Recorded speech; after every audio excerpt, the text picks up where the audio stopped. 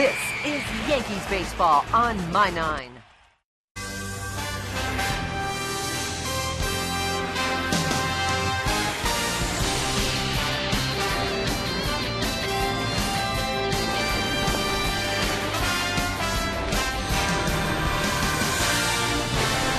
When you are here in Milwaukee, you have to do as the locals do. And what do?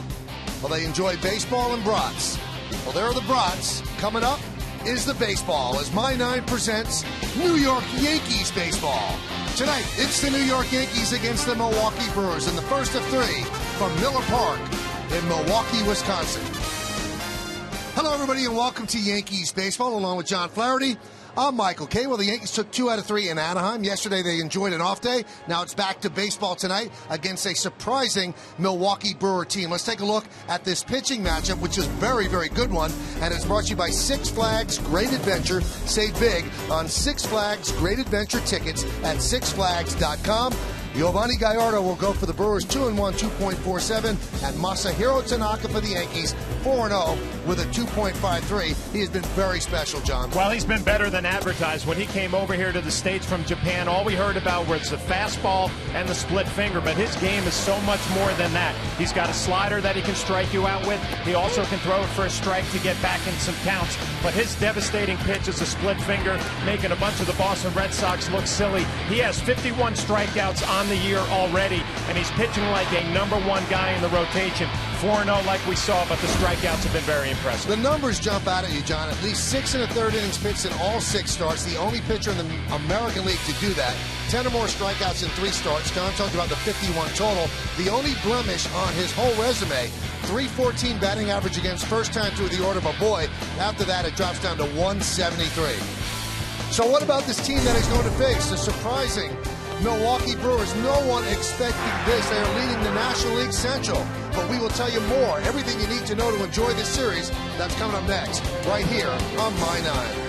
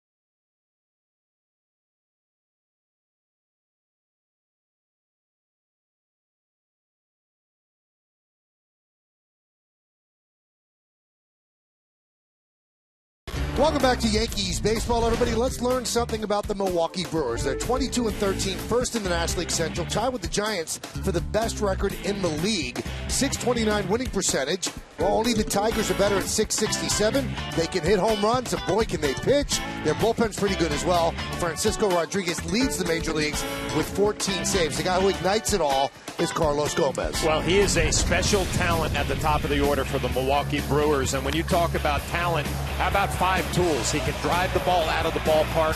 8 home runs already in that leadoff spot. He can run with anybody. And then you talk about defense. There might not be a better center fielder in all of baseball. He can go get it. He's got a strong throwing arm. And then the one thing about Carlos Gomez that you will get day in and day out is a little bit of style, a little bit of flair, and a lot of passion. Here he gets into it with Garrett Cole in Pittsburgh. Actually, he's appealing his suspension today. But Carlos Gomez brings it day in and day out. A lot of passion in center field for the Brewers. Should be a good series. Coming up in just a moment, Jacoby Ellsbury will start it off. Then you got some Derek Jeter. Right after that, Carlos Beltran. Lineups, first pitch, baseball, next on My 9.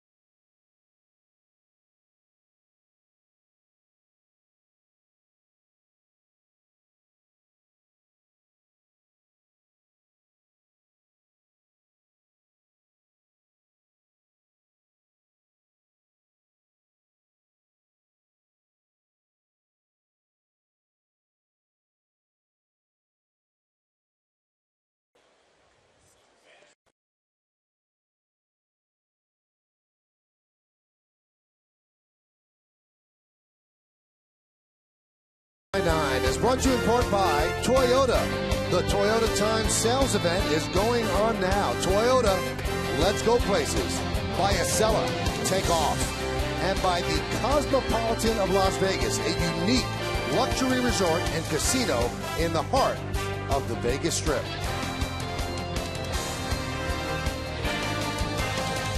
Well, it's been a beautiful day here in Milwaukee. So beautiful that they are opening the roof here at Miller Park. So we should have a lovely evening in this interleague matchup between the Yankees and the Brewers. And the last time the Yankees were here, Flash, you were actually in a Yankee uniform, so it's been a while. 2005. 2005. The stadium looks great and have a great crowd here. Yankees coming back into town, and a Brewer team that is playing above the expectations coming out of spring training. And Milwaukee takes the field. Nice crowd on hand here at the park. And we are almost ready for baseball. Let's take a look at the New York Yankees starting lineup, which is brought to you by Hyundai. Hyundai leaves the rest wanting. Find out why by visiting buyhyundai.com today. Jacoby Ellsbury, the center fielder, will lead off. Batting second, the captain, the shortstop, Derek Jeter. Carlos Beltran's in right field. He'll hit third. Cleaning up, first baseman Mark Teixeira. Brian McCann will catch. He's going to bat fifth. Batting sixth and playing third base, Jan Hervis Solarde. Brett Gardner's in left field. He'll bat seventh. Batting eighth and playing second base, Brian Roberts. No DH. National League Park, National League rules. So Masahiro Tanaka is going to pitch and bat ninth. Well, manager Joe Girardi sends that lineup out against the opening day starter for the Milwaukee Brewers, Yovani Gallardo. We'll take a look at his numbers. It'll be his 8th start, 2-1 record, and the very impressive 2.47 ERA. We're going to take a look at our Milwaukee Brewers pitcher scouting report, which is brought to you by your local Acura dealer. And he's kind of fallen on lean times a little bit lately. His last 6 starts, he has a loss and 5 no decisions, pitching well, but nothing to show for it. And he's got 1,106 strikeouts, which is second to Ben Sheets in Brewer history, but he only had 1 strikeout his last game. And you would think the running game would be an advantage for the Yankees. 18 out of the last 18 have been successful against Gallardo, but 41 games started. It stretches over 41 games, so he doesn't allow too many base runners to steal bases. When you get an opportunity, you can be successful. Well, let's take a look at the defense behind Gallardo. Chris Davis is in left. Doesn't have much of an arm, but could go get it. Gomez in center. Logan Shaver over and right. You've got Ramirez, Segura, Jeanette, and Reynolds third to first. Lucroy behind the plate. And John told you all about Gallardo on the mound. So the Yankees, after taking 2 out of 3 in Anaheim, they're 18-15, and the Brewers are 21-13. Brewers 10-8 here at home. They are 12-5 on the road.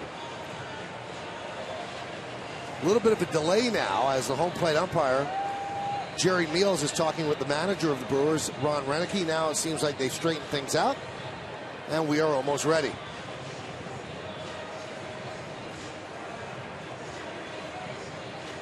Now it seems as if Ellsbury is taking his time. They keep pointing out toward the outfield as if something has to happen there. Yeah, it looked like there was a situation with some of the foam padding by the Milwaukee Brewer bullpen that has just been fixed. All right, so we are ready for baseball. Ellsbury digs in.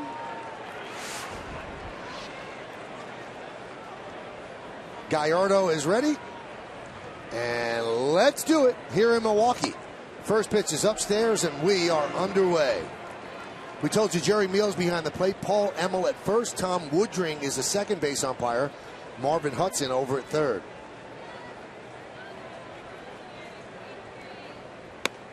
There's a strike. Tonight's closed captioning brought to you by your local Lexus dealer. Well, it should be a nice weekend of baseball here in Milwaukee. The Yankees winning a couple of games in a row out in Anaheim, and the Brewers trending in the opposite direction, 2-6 over their last 8. And they've been getting good pitching, but they simply have not been able to score runs. Ryan Braun has been on the DL. He's expected back next week, so the Yankees will miss him this weekend. Yeah, the Brewers 139 runs scored this year, which is 6th in the National League, but recently without Braun in the lineup, those numbers have been suffering. The 2-1. There's a strike. 2-2. New York Yankees baseball broadcast in Spanish is available by hitting the SAP button on your television. SAP brought to you by Dunkin' Donuts. America runs on Dunkin'.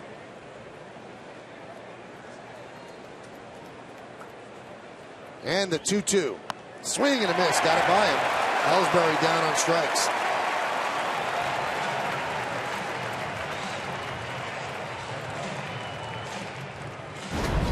Good fastball from Gallardo. I mentioned he only had 1 strikeout his last outing. The strikeouts have been down this year, but he gets a fastball by Ellsbury, and Derek Jeter is going to get a nice reception. He gets a standing ovation here from the crowd. Now, there are some Yankee fans, but Milwaukee Brewer fans showing their appreciation. Yeah, it is the summer of Jeter.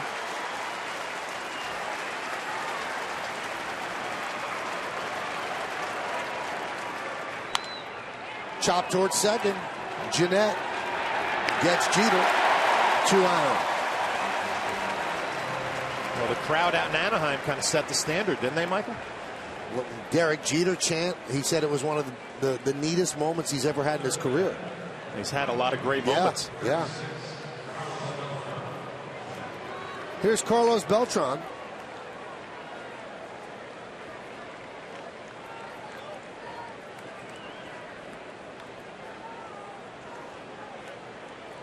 Carlos has been struggling of late. He is 3 for his last 32. Average down to 241. Count 1-0. The Brewers do not shift as much as other teams. Usually you have 3 infielders on the right side for Beltran. Count 2-0. Well, it's not going to get any easier for Beltran here against Gallardo. He's pretty much fastball, slider, will mix in an occasional curveball. Good stuff, opening day starter. 93 miles an hour on the corner for a strike, 2-1. Milwaukee wearing its old-time uniforms with the MB on the hat, the old Brewer uniforms, the Harvey Wallbanger uniforms.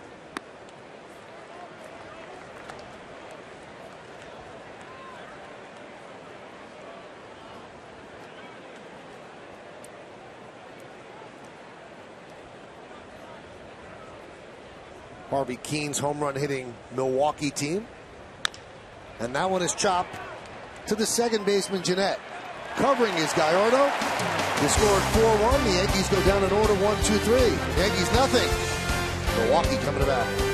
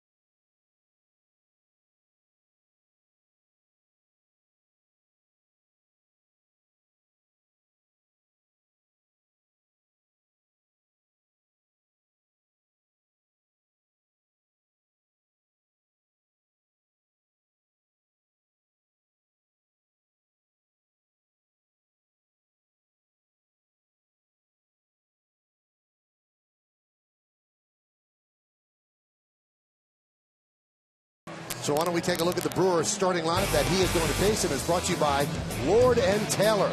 Carlos Gomez, center fielder, will lead off. Batting second and playing second, Scooter Gennett. Jonathan Lucroy will catch. He's going to bat third. The number 4 hitter, cleaning up, third baseman Aramis Ramirez. Mark Reynolds, you remember him, former Yankee first baseman, will bat fifth. Batting sixth, playing left field, Chris Davis. Gene Segura is the shortstop. He's going to bat seventh. Batting eighth and playing right field, Logan Schaefer. And we know all about Giovanni Gallardo. He's going to pitch and bat ninth. Well, that Brewer lineup that has been struggling to score runs will face Masahiro Tanaka tonight. And he's gotten off to a nice start to his Yankee career. Be his 7th game, 4-0 record, 2.53 ERA. We're going to take a look at our New York Yankees pitcher scouting report, which is brought to you by your Tri-State Ford dealers. And he is human. Over the last 2 games, he picked up a no decision and a win, but he wasn't quite as sharp as he has been early on. He's given up 7 home runs this year. 6 of them have been solo shots. They will not cause you to lose ball games. And 14.8, the amount of pitches he averages per inning, which is 4th in the American League. Let's take a look at the defense behind Tanaka. It's Gardner, Ellsbury, and Beltran left to right in the outfield. Solarde, Jeter, Robertson, Teixeira, third to first. McCann behind the plate. And Tanaka is on the mound. Carlos Gomez goes into the batter's box and playfully taps Brian McCann on the left shoulder. They've had a history. They had a little bit of a, I wouldn't call it a brawl, but it wasn't pretty.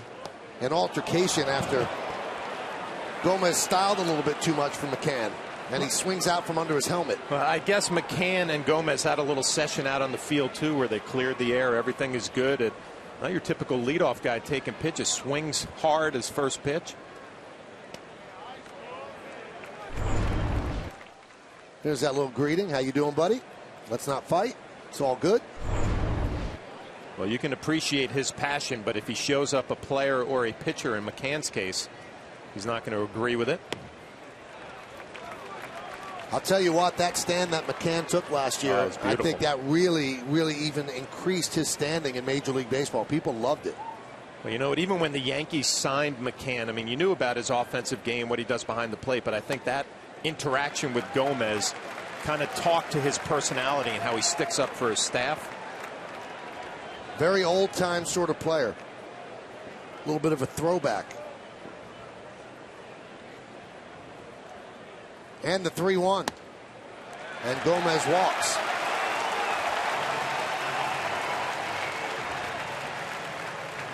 Well, this is a look back at the incident. Gomez hits a home run, and we saw this in segment 2. A lot of style, a lot of flair. Pitcher for the Braves doesn't like it. Freddie Freeman doesn't like it. And Brian McCann will meet him before he gets to the plate. Good old school interaction. I guess I could have called that a brawl. Wouldn't even let him get to home plate. So now he's on first. And the Brewers are not a team that walks a lot. Gomez actually does walk more than his teammates. And Tanaka issues a walk to the first batter.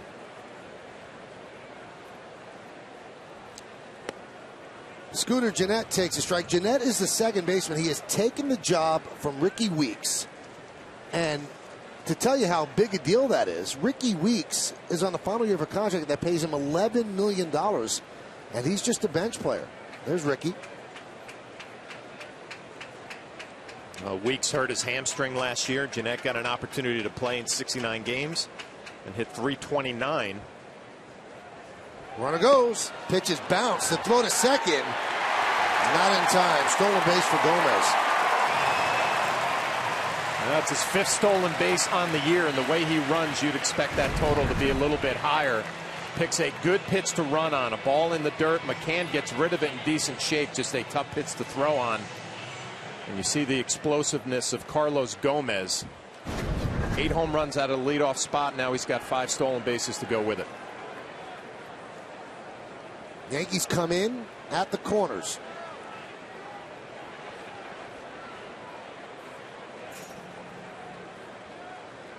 Gennett just turned 24 on May 1st, and he bunts. Grab there in front of the plate. And McCann fires to Teixeira as the Brewers are trying to create a run here in the first inning.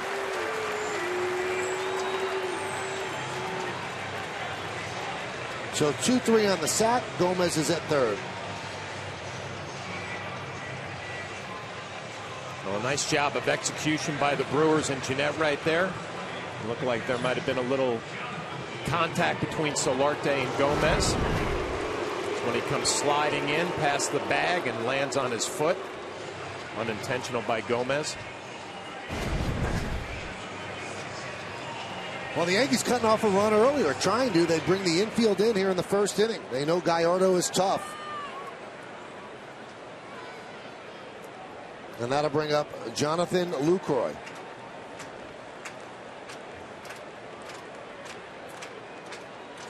A lot of pressure right here on Brian McCann with that split finger, and Gomez at third base. He's done a good job blocking the baseball all year long. And a strike.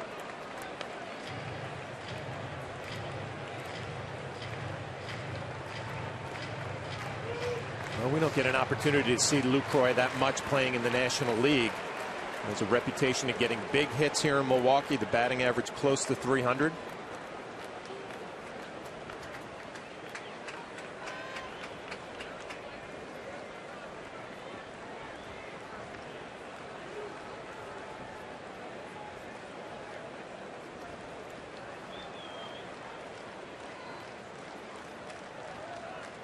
The 0-1. Could not hold up on that splitter in the dirt. And the count 0-2. A good pitch from Tanaka. Good job by McCann blocking and keeping it in front. Quickly ahead in the count, 0-2. Looking for a big strikeout here for the number 3 hitter from Milwaukee. Good play all the way around.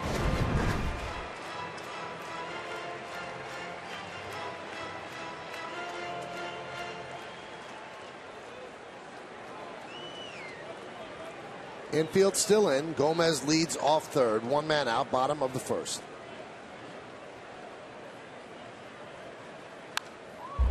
Spoils that one. You can see Brian McCann really setting up off the plate. He did not want that fastball anywhere near its strike zone. Probably trying to set up the split finger coming back this pitch. Ramirez waiting on deck. He's a player that has been struggling big time lately.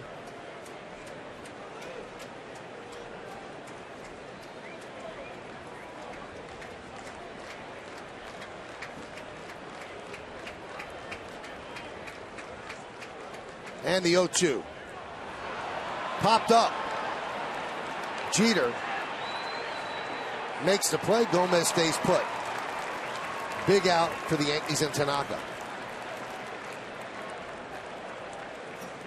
Well, we saw some of the numbers early on from Tanaka in our telecast. He struggles a little bit first time through the order, but he does a nice job with Lucroy right there, getting him to pop up the split. See if he can finish off the deal here with Ramirez, who's been struggling lately. Ramirez in the last year of a big money 3-year deal. He's had injury problems. He's thinner than he wants to be. He had a polyp removed from his colon this winter, and he's underweight. His grandfather and father both died from stomach and colon cancer, so he was very, very nervous coming into spring training, and he swings and misses. And that surgery actually set him back 10 days in spring training.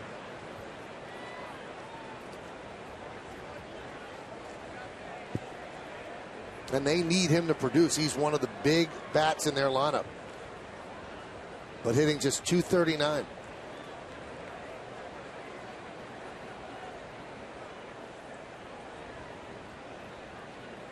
The 0-1. 0-2.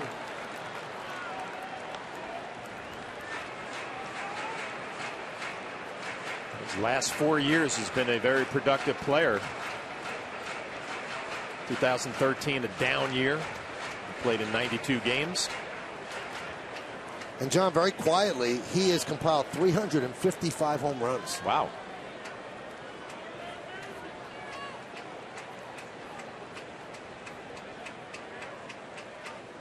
Swung on and missed.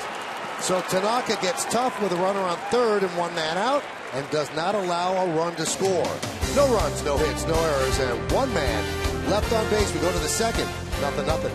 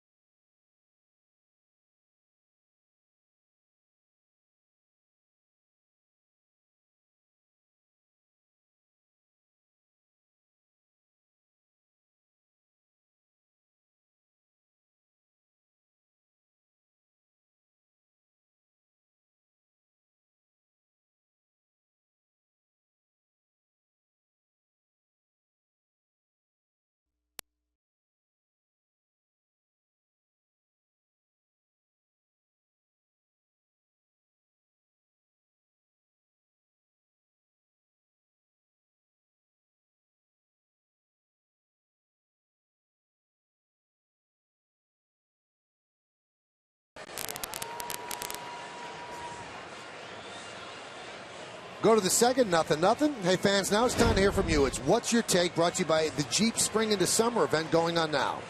Which of these Yankees families would be great to watch on The Feud?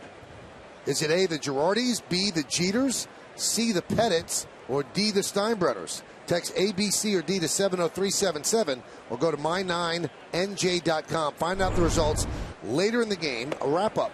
It's What's Your Take, brought to you by the Jeep Spring into Summer event going on now. That's a good question.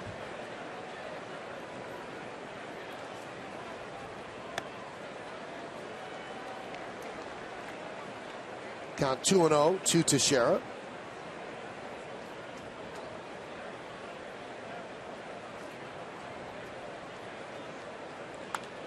Yeah, you look at Mark's numbers, 5 home runs and 13 ribbies, and you consider that he missed 2 weeks with the injury, and he's usually a slow starter. Those are not bad.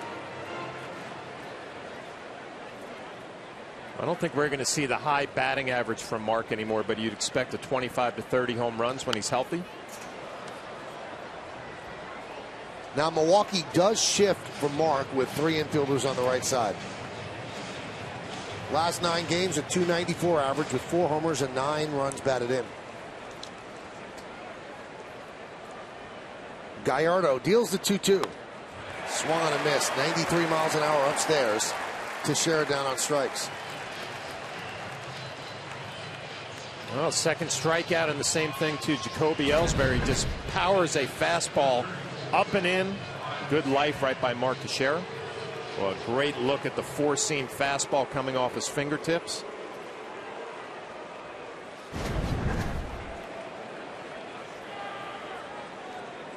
Here's Brian McCann. They shift for him as well. Count 1-0.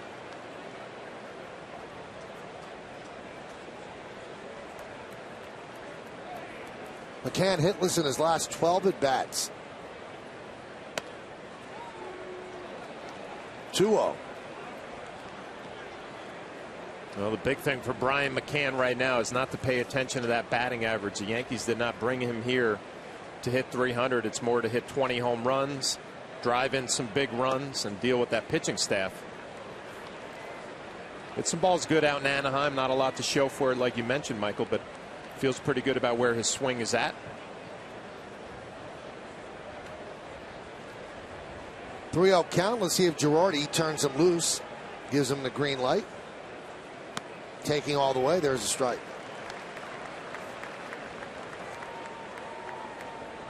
Kevin Long, the hitting instructor, looking on.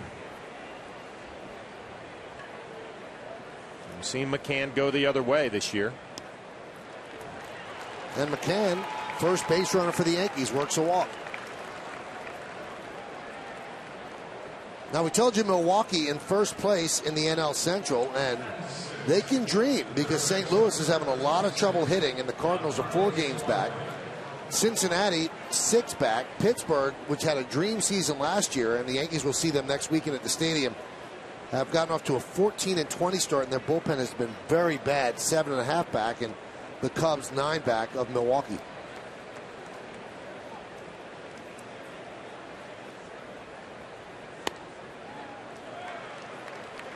Well, the Brewers are just trying to get through this little tough stretch until Ryan Braun is activated on Tuesday, and there you see the numbers, the National League Central.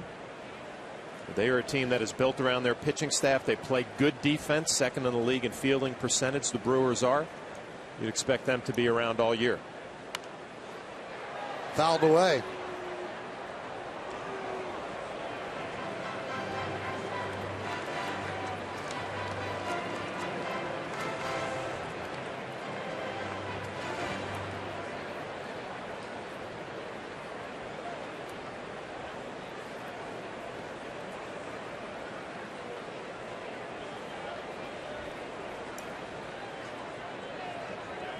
The 0-2.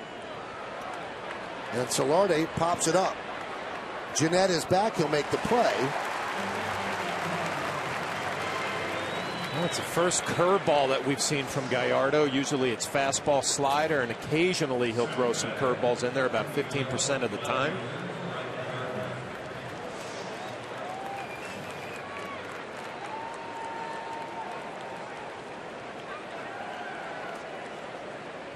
CeCe's going to get the start tomorrow, and he is beloved here in Milwaukee just for that half season he played here, and one big last 3 starts he made on 3 days rest despite an impending free agency, and he got the Brewers into the playoffs. Count 1-0.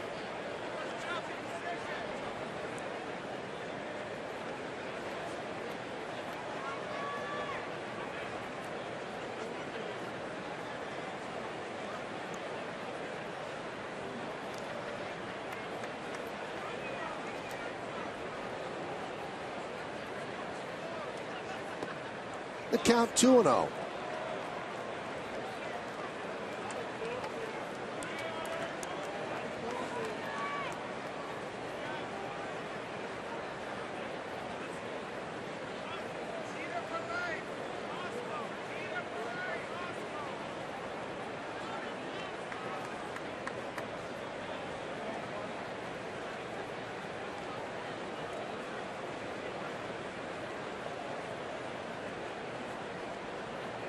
Ramirez in on the grass at third. Reynolds holds on McCann at first.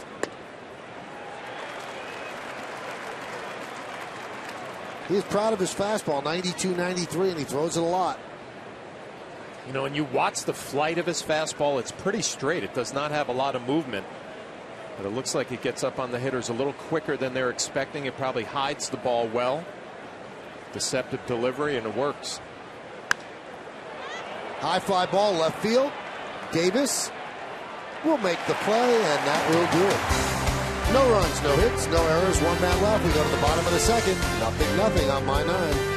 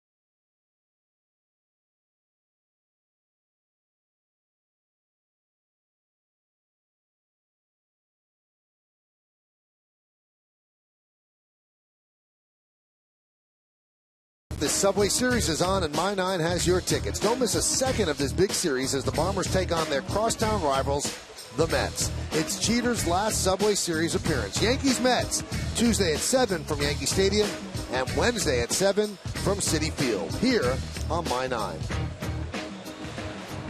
That should be fun. 2 games at the stadium, 2 games at Citi Field to start next week off, starting on Monday. We go to the bottom of the second. All zeros as Mark Reynolds digs in. Mark Reynolds and Lyle Overbay share time at first base, and both of them were on the Yankees last year. In fact, both of them were on the field for Mariano Rivera's last pitch at the stadium. But they found a home here in Milwaukee. Fouled away. Well, and Mark Reynolds doing what he has done throughout his career, and that is hit the ball out of the ballpark. 7 home runs already. Batting average is something you don't really pay attention to with Mark in his game. And interesting, he gets a start tonight against the right-hander Tanaka instead of Overbay. There's Lyle looking on.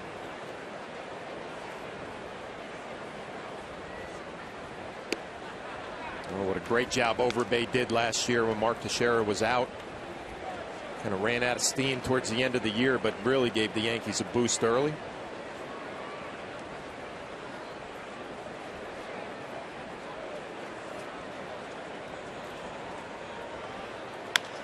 Grounded to third, gobbled up by Solarde. 1 away.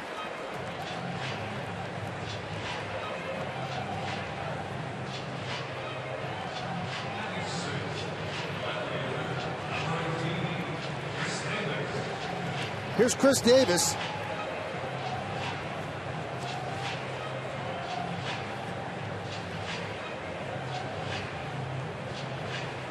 Made the opening day roster last year, but he struggled in a bench role. Went to AAA, and then he swung the bat very well. He actually took over for Ryan Braun in the 65-game suspension and really did well. He did so well that they moved Braun to right field to accommodate him, and Chris Davis is now the starting left fielder. So you get an opportunity as a youngster, you have to make the most of it. And Braun's misfortune and bad judgment gave Chris Davis another shot. Count 0-2.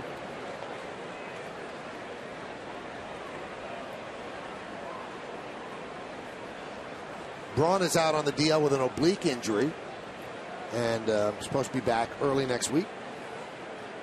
Well, it seems like all is forgiven here in Milwaukee for Ryan Braun after that suspension and the admission. He still hears it around the rest of the American and National League when he travels, but everything here in Milwaukee is fine. First base umpire Paul Emmel said Davis did not hold up. He goes around and he is down on strikes.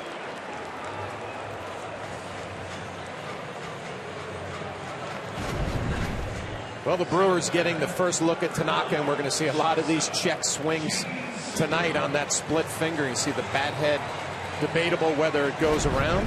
First base umpire Paul Emmel said he did. And here's Segura.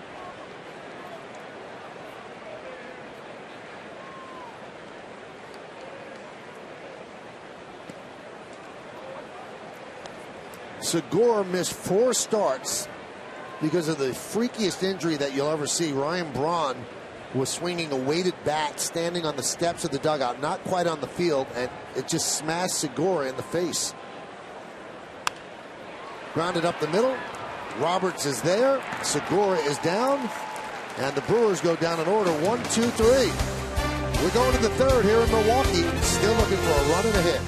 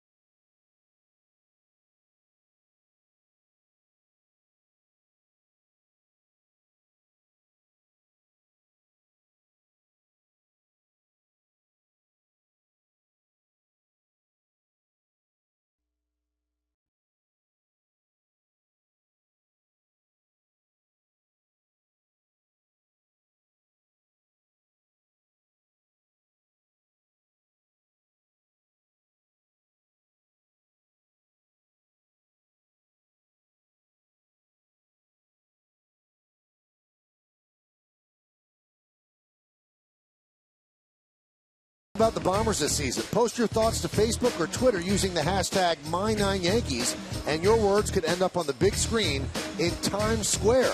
Follow us on Twitter at My9NJ or like us on Facebook at My9TV, and you can see your post in lights at the crossroads of the world.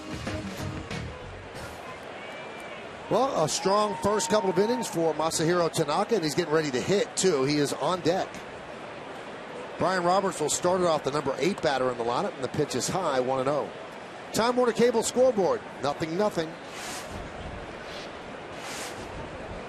Roberts had that big game-winning home run in Anaheim. He's 4 for his last 10. The average up to 253. Count 1-1. Scoreboard brought to you by Time Warner Cable. Enjoy all the things you love better. Internet, TV, and home phone from Time Warner Cable. 1-855-WANT-TWC.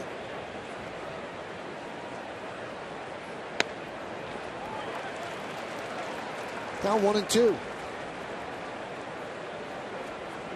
Well, you look at that batting average now. That's a little more like it for Roberts, 253. And you got to believe the adjustment coming to a new club, spending all that time in Baltimore.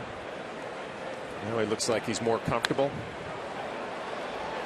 And does a great job in these situations, hitting with 2 strikes. More than half of his hits this year have come with 2 strikes, and it's really no surprise. He's been doing it his whole career as long as he's been healthy. Not afraid to get deep into counts.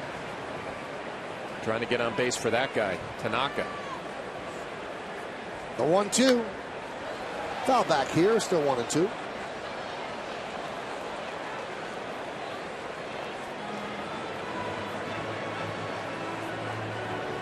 Well, you look around this ballpark and you consider where this team came from. County Stadium had seen better days. And they built this in the parking lot across from County Stadium, and they draw big crowds. This town very much supports this team, and it's a state-of-the-art facility. The 1-2. Grounded foul. Well, Michael, you mentioned I was on that club that came here in 05, and I had a much better appreciation this afternoon for Miller Park. You know, you don't have the responsibilities of playing and getting ready for a game. Beautiful setup.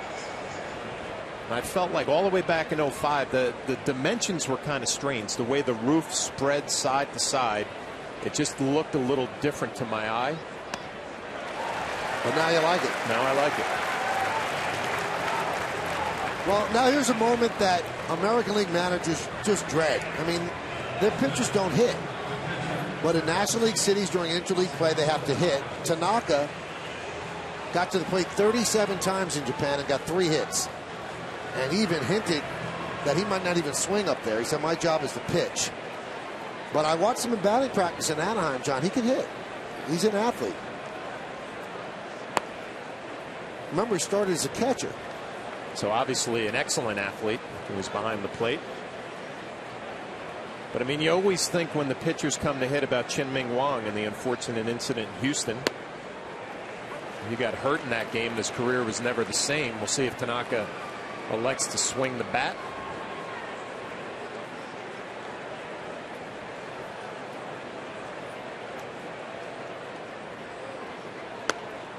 Now he looks hitterish up there. He knows what he's doing. He is. He's got a nice little leg kick going. Got the hands out away from his body.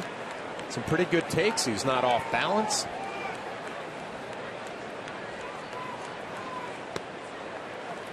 Well, he hinted he might not swing the bat. So far, he's kept his word. He's 2-2.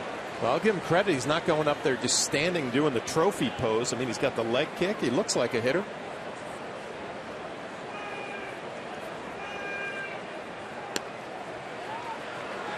Still, the bat has not left the shoulder in the count 3-2.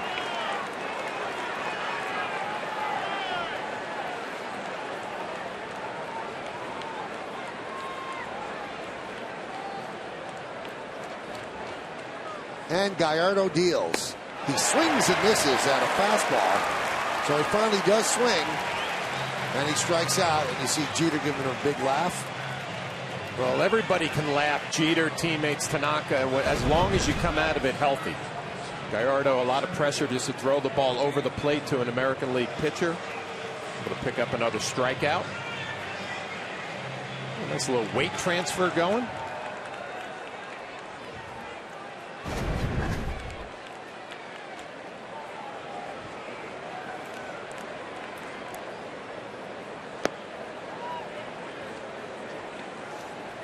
And Ellsbury takes low, 1-0.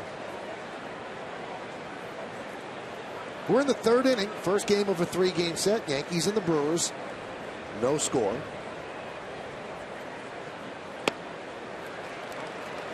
First time through the order, Gallardo looks sharp. His last outing, he struggled. Only had 1 strikeout. Picked up a loss against Cincinnati. 9 hits in 6 innings. But early on in this one, he looked strong.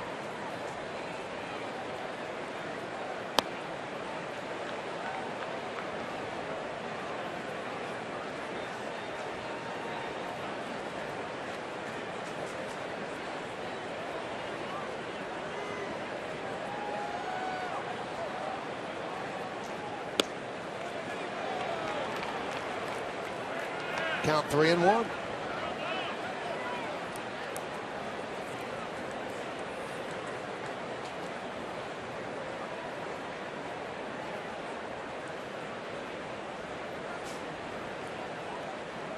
And the pitch. Grounded through for a base hit. First base hit of the game. Yankees' second base runner. Well, I've seen this all year long from Ellsbury. Line to line, the ability to hit the ball the other way. Puts himself in a good fastball count. Doesn't try to do too much on a pretty good pitch down and away. Shoots it through the hole.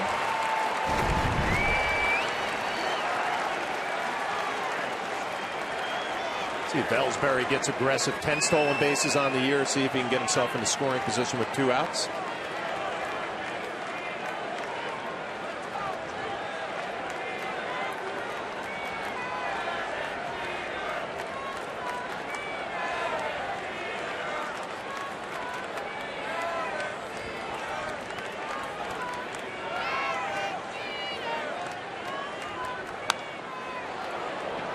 Foul ball. You know, we talked about the roof, John. This is the first time this season that the roof has been open. The weather has been miserable here. Now, it's very windy today in Milwaukee, so that's why the outfield panels are actually closed. Those panels actually open up and give you more of a look into Milwaukee, but they are closed today to just take off some of the wind, but the roof is open for the first time.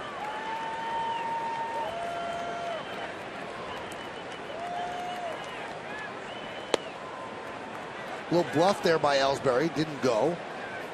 Count 1-1. You know, my first thought, you're talking about these panels that they can open up, and it was a windy day. I mean, the flight of the ball in here has got to change day to day, whether you would think, right? The roof is open, the panels are open, or they closed. It must be a nightmare for visiting players coming in here.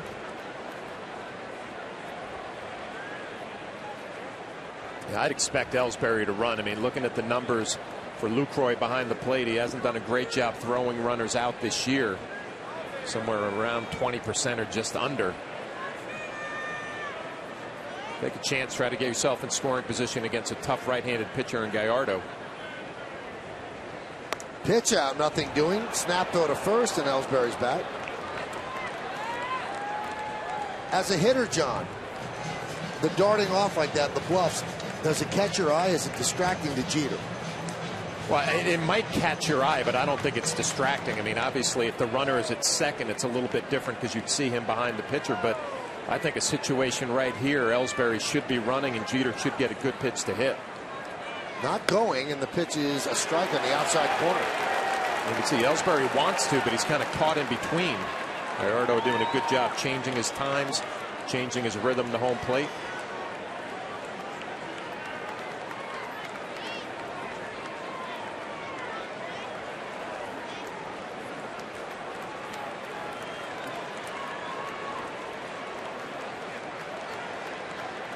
Runner goes. Chopped slowly at the first baseline, but it's a foul ball.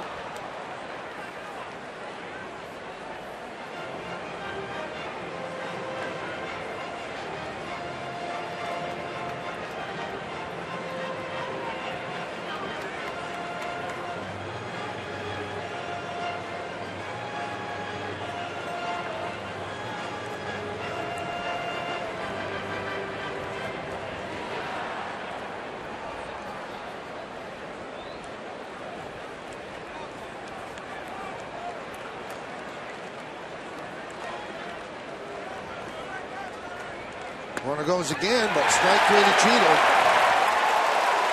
And Gallardo rings up 3 strikeouts in this inning. He's got 5 on the game. We go to the bottom of the 3rd. Yankees have their first hit, but still no score.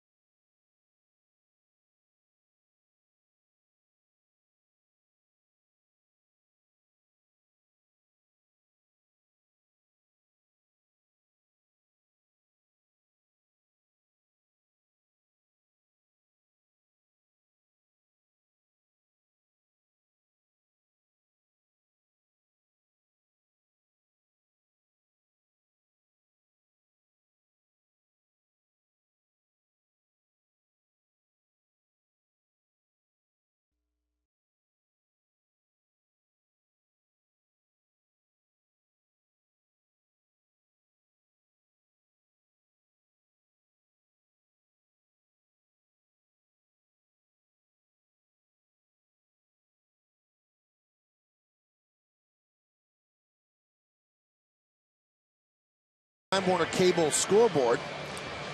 Let's take a look now at tonight's league leaders, brought to you by Bob's Discount Furniture. Bob's Discount Furniture is the leader in value with Bob's famous Bob-O-Pedic mattress sets, living rooms, and dining rooms. Go online to mybobs.com. We look at the ERA leaders. Max Scherzer, who really gambled by turning down a big money offer from the Tigers, decided to go free agent after this year. Oh, he bet on himself. He's winning a 1.72 ERA. Mark Burley's having a great year. Sonny Gray. Then you have Yordano Ventura, who's an outstanding pitcher for the Royals. Jesse Chavez of the A's, and there's Masahiro Tanaka with a 2.53. Here's Logan Schaefer. And a strike.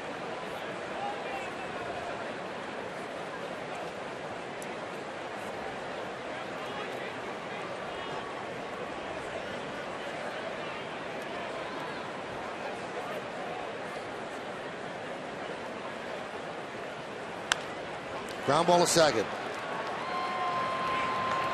Roberts gets Schaefer, and that will bring up Giovanni Gallardo. Such a different game in the National League. If you're a starting pitcher, you can get that number 8 hitter out early in an inning. You have the pitcher coming up. You would expect it to be another quick out. By Gallardo, a guy who has some power, has hit home runs every year that he's been a Milwaukee Brewer. So not bad. Career 205, 12 bombs, 41 RBIs.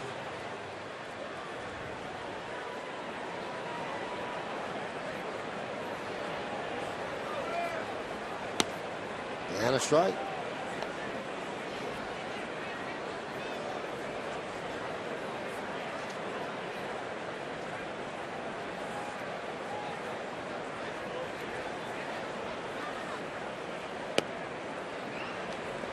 Count 1-1.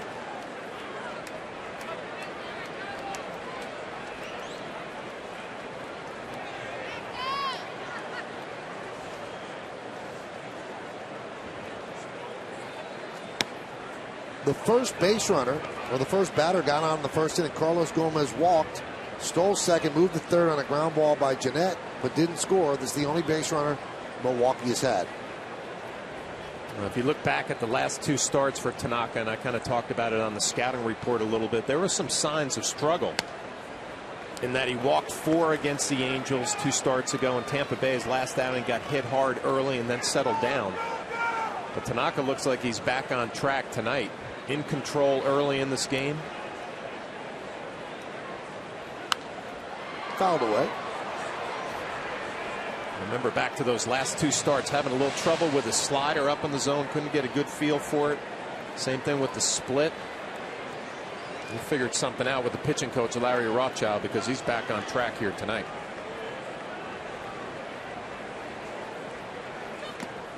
Swing and a foul tip, held on to by McCann, and a strikeout of Gallardo. Hey, tomorrow night you can catch the Yankees back on Yes as the Bombers continue this big interleague battle with the Brewers. Coverage will start at 6:30 with the Tri-State Ford pregame, and then Sunday starting at 1, catch the series finale only on Yes.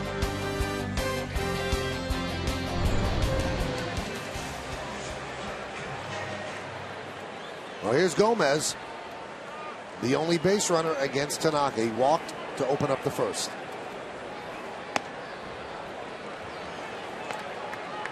Count 1-0. Remember the first time I watched Carlos Gomez take batting practice in Minnesota. Man, what a show he put on. The way he ran the bases, kind of moving from first to second. And not afraid to take a big hack. Again, swinging out of his helmet. Saw that his first at bat on the first pitch of the ball game. Well, 2 teams gave up on him. The Mets traded him in the Johan Santana deal to the Twins, and the Twins gave up on him, and here he is in Milwaukee, and he's finally realized his potential. There's the first base hit for Milwaukee. I mean, you hate to say this because obviously Rickey Henderson was the greatest of all time, but I mean the combination of power and speed and the flair and the little hot dog in him. The big leg kick looked like it was a slider, just hammers it into left field. You know, before last year, the Brewers gave him a 4-year deal, and they were highly criticized. Why would you give this guy a 4-year deal? He really hasn't shown anything. But they had gotten to know him. They said he's a very family-centric guy and probably worried about providing for his family. If they gave him security, he would perform better. And they figured right. First-time All-Star and Gold Glove in the first year of the deal. You realize, John, he's the first Brewer to win a Gold Glove since Robin Yount in 1982. Robin Yount won 2 of them, right? One as a shortstop and one as a center fielder? We thought that was a trivia question that we had, but no, he won 2 MVPs, one as a shortstop, one as a center fielder. Trying to keep Gomez close.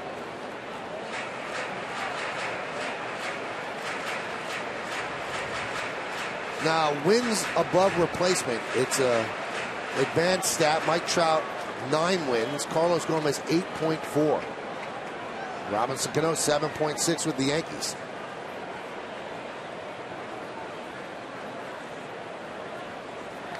And what that means in simple terms, that if you put just an average player at that position, an average player across Major League Baseball at the position, having Gomez wins you 7.2 more games than that average player would. So the bottom line, if he's on your team, you got a pretty good chance of winning some games. Yep.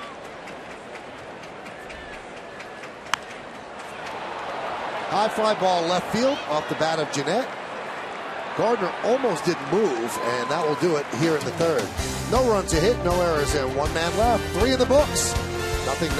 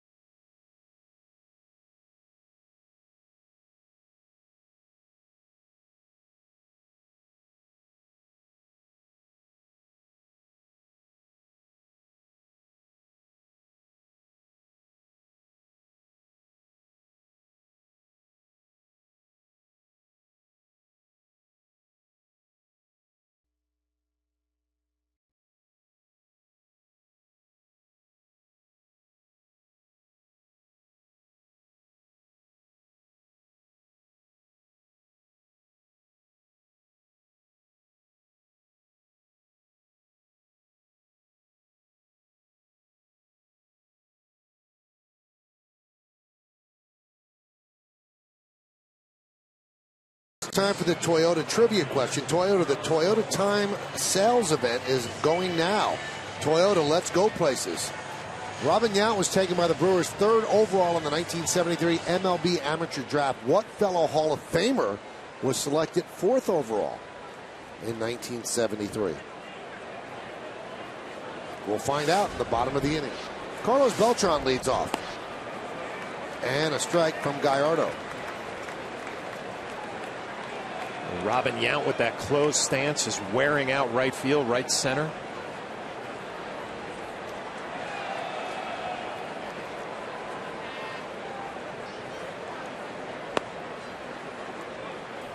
Count 1-1. Beltran grounded out to second in the first. Gallardo took the throw at first as the first baseman Reynolds ranged too far off the bag.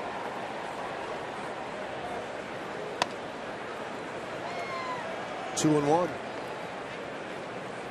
Michael, I got to see an old manager of mine in the team hotel yesterday. Joe Torre in town. Joe got honored here in Milwaukee yesterday for his time playing for the Braves, the Milwaukee Braves. And yesterday, the Yankee organization announced that Joe Torre's number 6 is going to be retired this year.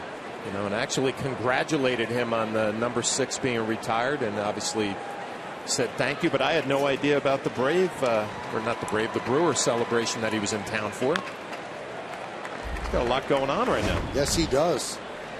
And Joe is here pregame. Works for the commissioner's office. Bob Uecker is there. I actually read something funny about Bob Uecker. He was a backup catcher for Joe Torre when Joe was here in Milwaukee with the Braves, and Uecker, I guess, had the responsibility of catching a knuckleballer. And he said Joe was very helpful in the fact he would let him know where the ball was when it would hit the backstop on all the pass balls. Well, as we move along here in the top of the 4th, the out-of-town scoreboard is brought to you by JetBlue, you above all. So Beltran with a leadoff walk here in the 4th, and that's going to bring up Teixeira.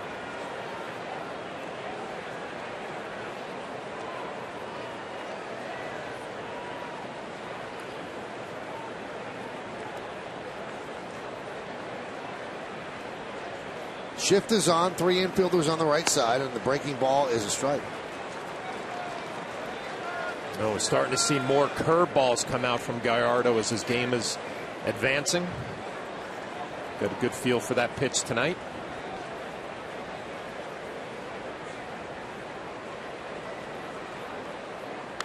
I remember stuff that Al Leiter and David Cohn have said on the air, John, where if you could get through the order for the first time, just throw your fastball, you're in good shape, and then start showing the other pitches second time around. We've ever not seen the breaking ball that much from Gallardo today. It's mostly been fastball. Yeah, I mean, that's the ultimate game plan when you know, myself being an ex-catcher, talking to a pitcher, hey, if we can get through the lineup the first time without showing anything, without showing the opposing team what your best pitch is, it's obviously an advantage. There are a lot of nights that does not happen, but it has happened tonight for Gallardo.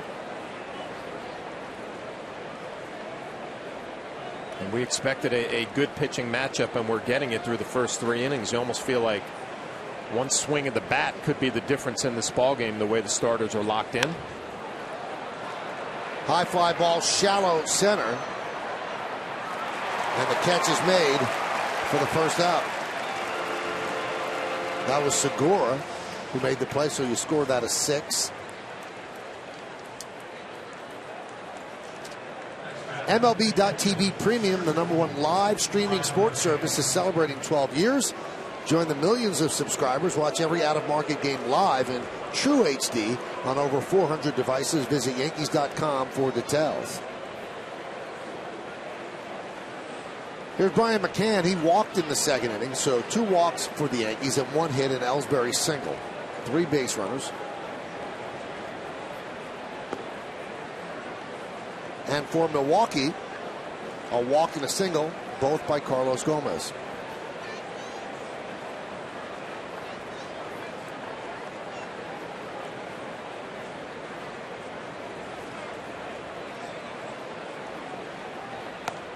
Now you see the shift against McCann, and a lot of the Yankees see shifts. He seems to be one of the few that is actively trying to go the other way. He works on it a lot during BP. Just tries to hit ground balls the other way, and he's had a couple of hits that way. Yeah, I think that the problem for Brian is if you start trying to force the ball the other way when they're pitching you inside, and you get away from what you have done well your whole career, and that is pull the ball and pull with power. But if they're going to stay out over the plate, just take what they give you. Direction of the outfield hits, 10 of them to left field.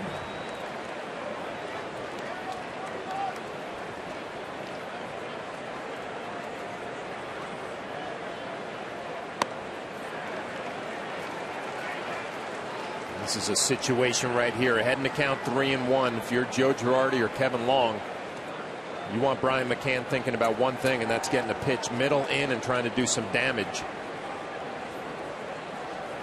The count goes full, you can start thinking about the whole field again.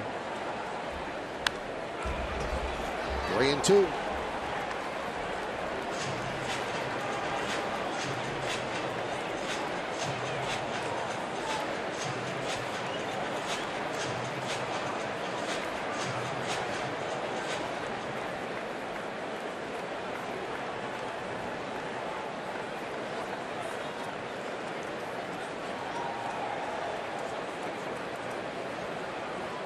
Runner goes.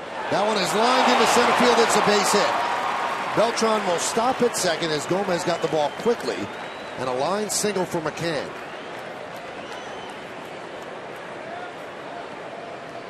Well, 3-1. Brian McCann got a pitch on the outer half. Had a good swing. Was thinking about doing some damage. 3-2. He goes right back to the middle of the field. See Segura covering second base, just out of his reach as Beltran stays at second. So a good night for McCann. A walk and a base hit.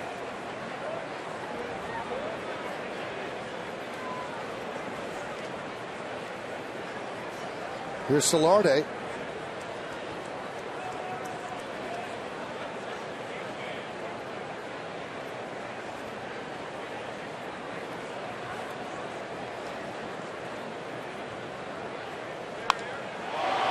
Driven to right field and deep. Schaefer back. Track. Wall. Leaps. See ya! A 3-run home run for Solarte. And the Yankees are on the board. They lead 3-0.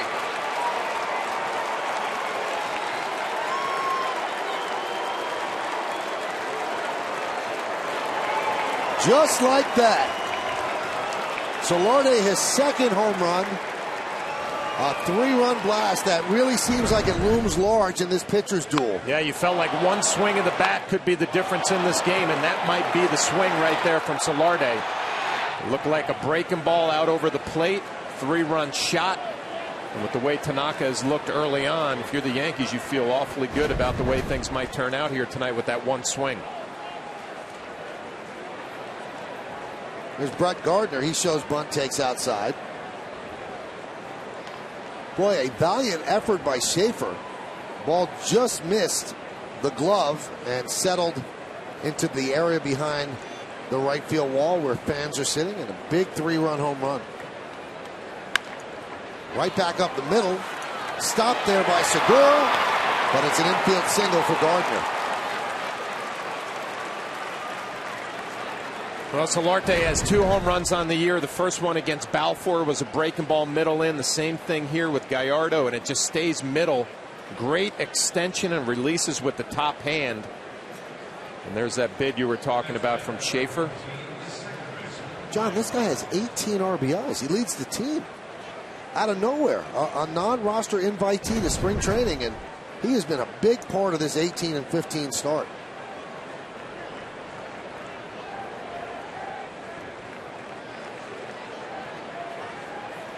Still just one out. Here's Brian Roberts.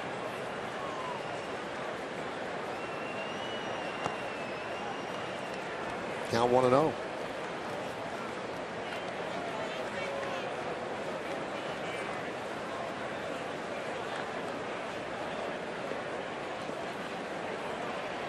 Well, with that one swing, obviously the Yankees take a 3-0 lead, but that pitch count now up at 72. For the Brewers ace, and the Yankees making him work in this ball game.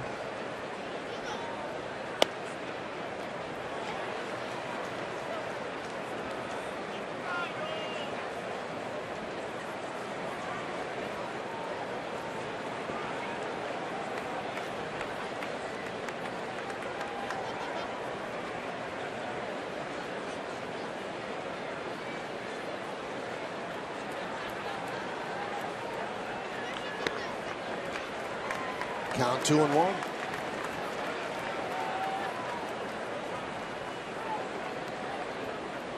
And Brian Roberts looking down at third base coach Robbie Thompson.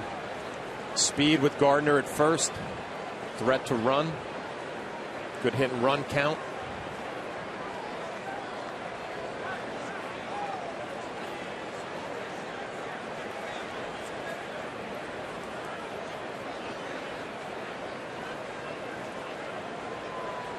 Gallardo has not been dealing the first pitch strike, which is so important. Only 6 of 17 batters have seen a first pitch strike.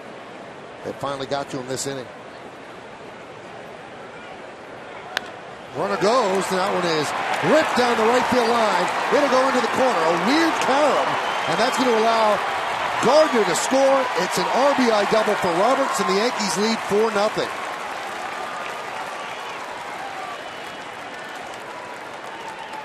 Yeah, with that 2-1 count, you just saw the opportunity for a hit and run. Guy Roberts who puts the ball in play. Brett Gardner runs so well, gets a good jump. Just hammers it down the right field line into the corner. It actually comes back in front of Schaefer, and with the speed of Brett Gardner, he's going to score easily. Take a look at his jump, not the greatest. Looks in on the hit and run, sees the line drive to right field. Now you just pick up your third base coach. Robbie Thompson waving him home the whole way. Still one out. Here's Tanaka. He struck out swinging the first time up. That one he fouls off. Gardner scores another run. The Yankees' fourth of this game.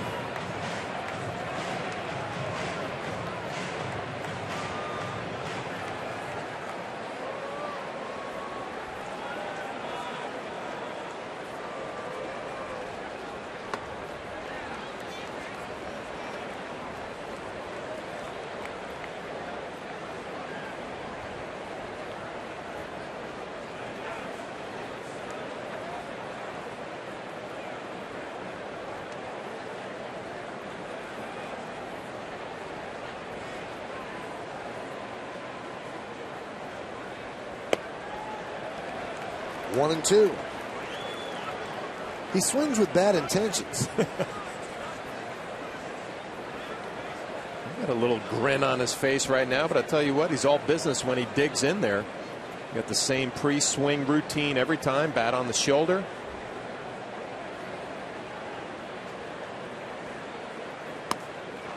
Swing and a miss. He's down on strikes for the second time, and 2 outs for Gallardo.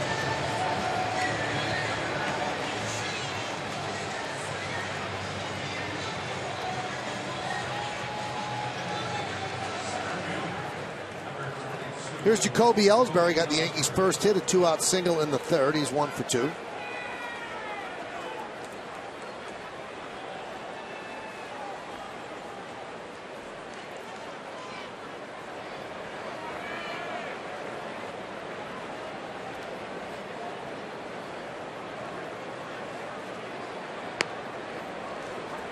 Drops a breaking ball in there for a strike.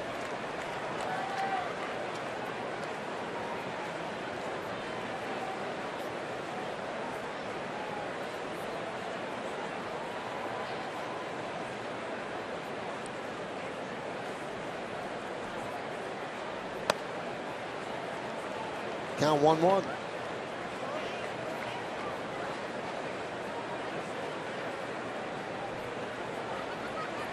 Miller Park opened in 2001.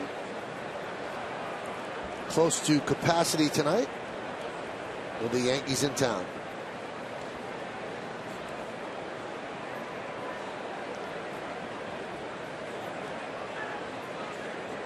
The 1-1. Line to left field. Davis is there, and he puts it away for the final out. But the Yankees get 4 runs on 4 hits. No errors, 1 man left. The biggest hit off the bat of Yangervis Solarte. A 3-run blast. Yankees lead 4-0.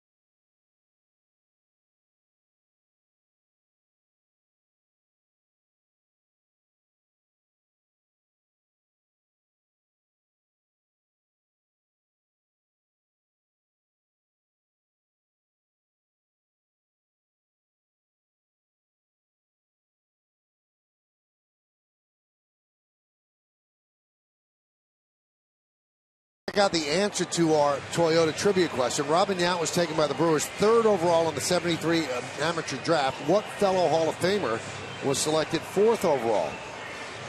I do not know. Let's see who it is. Dave Winfield. And Dave Winfield did not go to the minors. He went straight to the Padres. Out of the University of Minnesota. Drafted in basketball, football, baseball. It's a pretty good draft right there. Hall of Famers back to back. Eddie Murray also in that draft. Lucroy takes outside. Solarde with a big 3-run home run, his 2nd home run of the season, and 18 ribbies, leads the Yankees. There's not a person on this planet, including everyone in the Solarde family, that would have told you that on this date, May 9th, that Hervis Solarde would be leading the Yankees in runs batted in. Well, you have to be honest. At the beginning of the year, in the month of April, you're saying, oh, it's a nice story, but, you know, he's a career minor leaguer and he's going to come back to reality. Now, on May 9th, leading the team in RBIs, and you don't see any let up in his game. The at-bats are still productive. Went through a little stretch, took a day off, got right back after it. You know, his play has pretty much made Kelly Johnson a bench player. And if you're Kelly Johnson, you really don't have any kick coming. Not that you play poorly, but how do you take this guy out of the lineup? You just can't. And it's tough to platoon him because he's a switch hitter. It's almost one of those situations where if you're Joe Girardi and his staff, you don't even want to acknowledge it. Just kind of let him go out there and play every day, and you hope it continues to be as productive as it has been.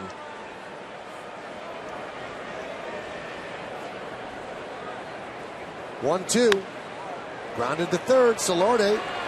The long throw. And they get Lucroy.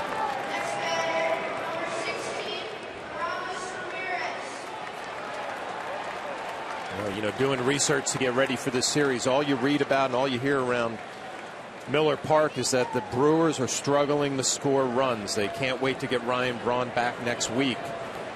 4 runs, you wonder what's going through their heads in that dugout. Probably seems like it's an insurmountable lead. Here's Ramirez, who struck out with a runner on third, 2 outs in the first inning.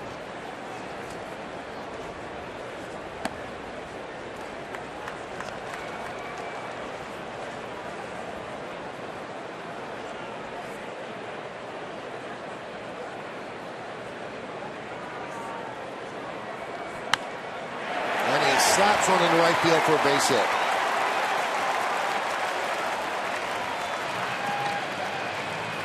Well, he needed that. A player who's been struggling big time lately, Ramirez, has taken one the other way. Fastball up, out over the plate. They talked about Ryan Braun and how much this club misses him. They are 16-6 when he's in the lineup. Obviously being on the disabled list. They're 6-7 in the games that he's missed coming into this one. And he wasn't having a great season. He had one great day where he had 3 home runs, but just his presence in the lineup provides protection, lengthens the lineup as well. It takes the heat off of everybody else. Reynolds swings and misses.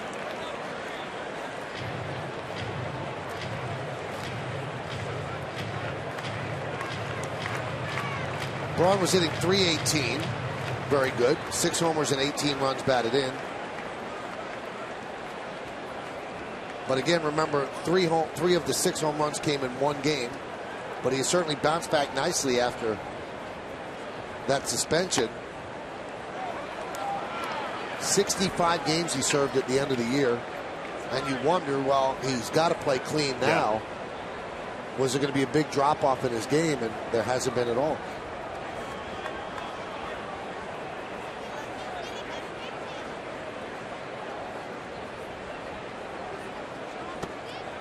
So although he's not hitting .350, .360, a team that doesn't score, you take .318 out of the lineup, John, and that's significant. Like I said, it puts everybody else back in more comfortable positions. You know, you're not having Jonathan Lucroy hitting third in the lineup. He'd be at a better spot that he's more accustomed to.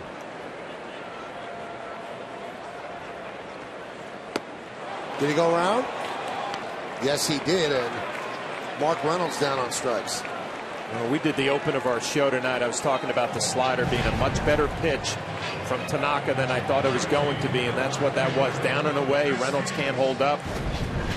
And you start thinking about Tanaka and the total game, the total package, fastball, slider, split, occasional curveball, fastball is a little better movement. He's gotten off to a very, very nice start. Here's Chris Davis. Really crouched the plate, right on top of it. His hands are in the strike zone. First round draft pick Braun was in 2005, 5th overall, rookie of the year in 07, MVP in 11, 5-time All-Star, 41 home runs in 2012, led the NL, and then a PED suspension, final 65 games.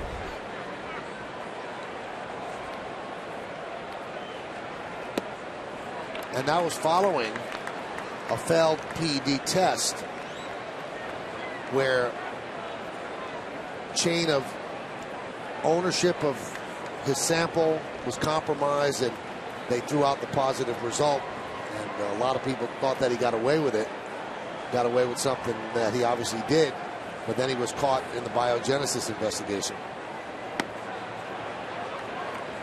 And what angered people around baseball is that Braun kind of cast aspersions on the guy who collected the sample,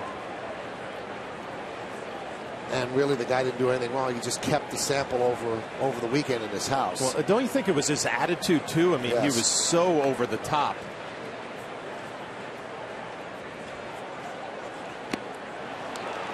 Well, he's getting an earful when he travels around, when he's activated around the rest of the cities in Major League Baseball. But here in Milwaukee, all is forgiven. I guess you go out there and hit over 300 and hit some home runs. Now, he was always almost over the top cocky, and they say he's been a little bit humbled. Okay. But he still carries himself with a little bit of a swagger. The 2-2. Fly ball, left center.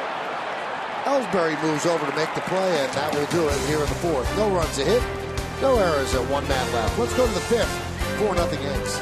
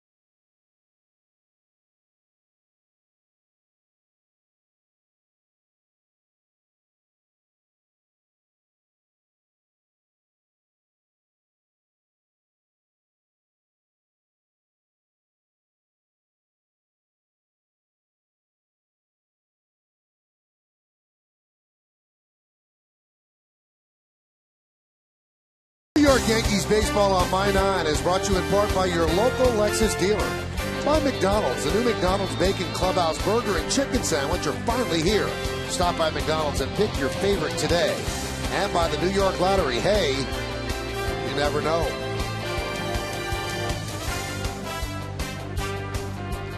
All right, we go to the 5th inning. Yankees are leading 4-0. Tanaka looks pretty good, and Solarte with a 3-run home run broke the scoreless tie. Derek Jeter, the only Yankee that didn't come to the plate in the 4th inning, leads off here in the 5th. Gallardo really needs a quick inning here. He threw 30 pitches in that 4th. Now the pitch count up to 82.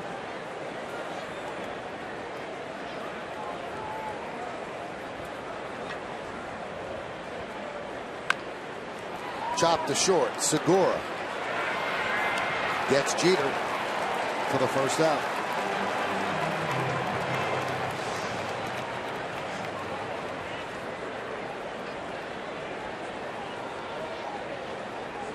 And that'll bring up Beltran, who started that 4-run 4th with a walk.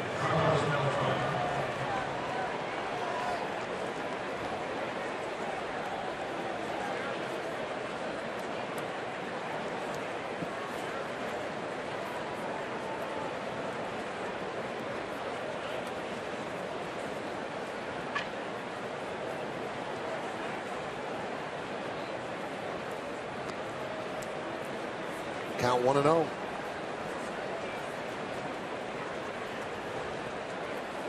.30 pitches, the high pitch count inning for him. He's had a 24-pitch 3rd inning as well.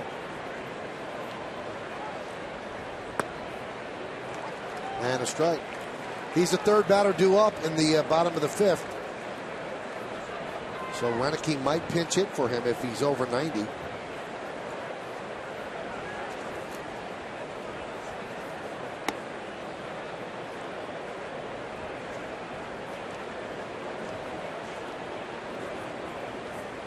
Pitching coach is Rick Kranitz, who was actually the pitching coach for Joe Girardi with the Marlins, and they're very close.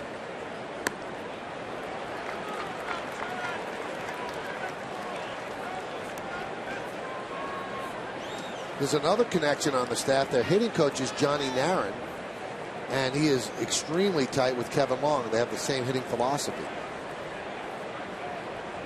We got both the Narin brothers on their staff, right? Pitch is high.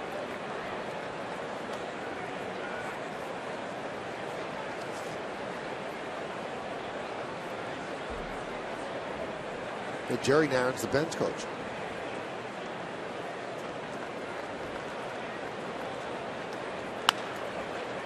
Grounded to second. 2 outs.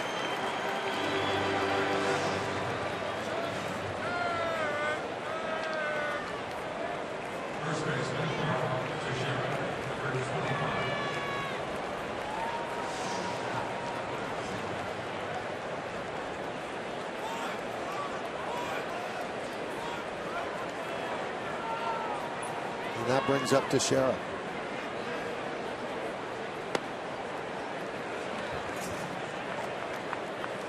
Jerry Narin holds a place in Yankee history as well.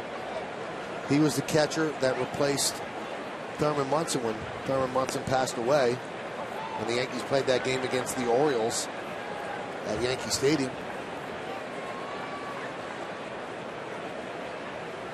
That could not have been too comfortable. Well, if you remember, John, when the Yankees took the field, they left home plate open, and then he had to come out. It must have been a daunting task.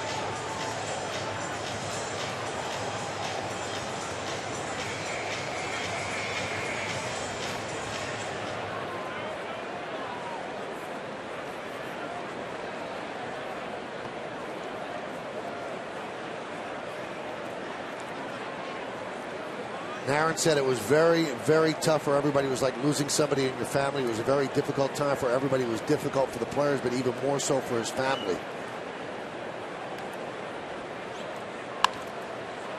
Grounded to Segura on the shift. And Gallardo works a 1-2-3 inning, getting 3 ground balls. At the end of 4.5, we're halfway through, 4-0 Yanks.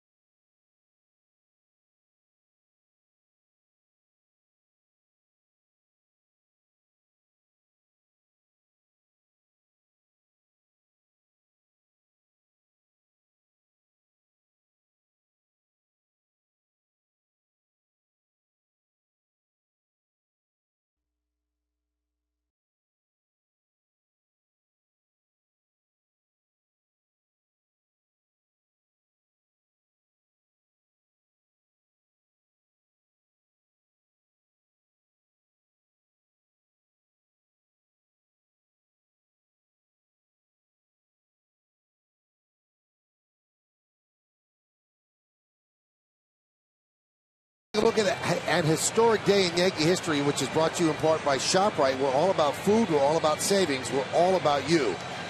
October 11, 1981, the Yankees defeat the Brewers in the ALDS 3-2. They played the ALDS that year because of the strike that split the season. Dave Righetti picks up the win in relief, and Goose Gossage got the save. Reggie Jackson gets into one. The upper deck at the old stadium.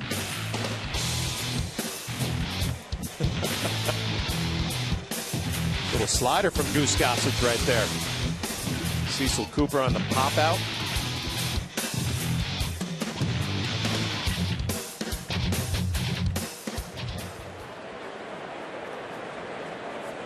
Also, we mentioned Joe Torre getting his number retired. Goose Gossage was over the moon that later this year the Yankees are actually going to give him a plaque in Monument Park. And two others will be honored as well, Tino Martinez and our colleague Paul O'Neill.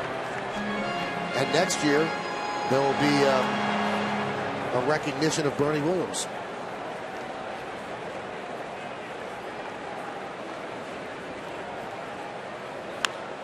Line drive, foul. Now, Old Timers Day is when, was that Goose and Tino are going to be recognized? Yes. As we move along here, the out-of-town scoreboard brought to you by Mercedes-Benz, the best or nothing. And Torrey's later in the year after his Hall of Fame induction. And Paul O'Neill's later in the year.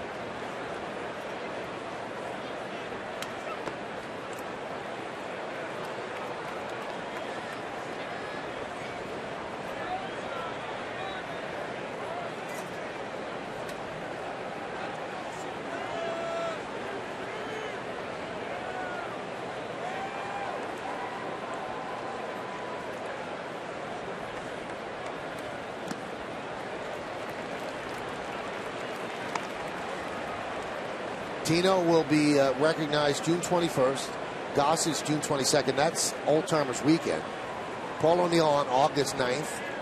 And Joe Torre on August 23rd. And Joe's recognition will also include his number 6 being retired.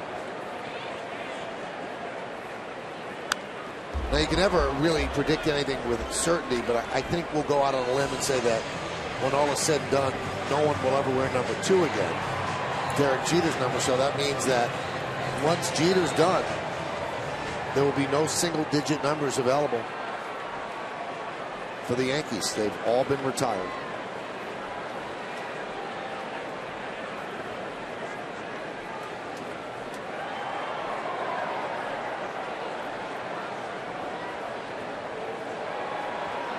Swing and a miss. Segura down on strikes. We mentioned earlier that Segura got clocked in the face by Ryan Braun. This is tough to watch, everybody. So just check this out. There's Ryan Braun. Oh. I mean, I know Ryan Braun had to feel terrible about this, but why would you be doing that in the dugout? I'm shocked he only missed 4 games. But he had a big laceration. Had a lot of stitches in his face. Plastic surgery as well.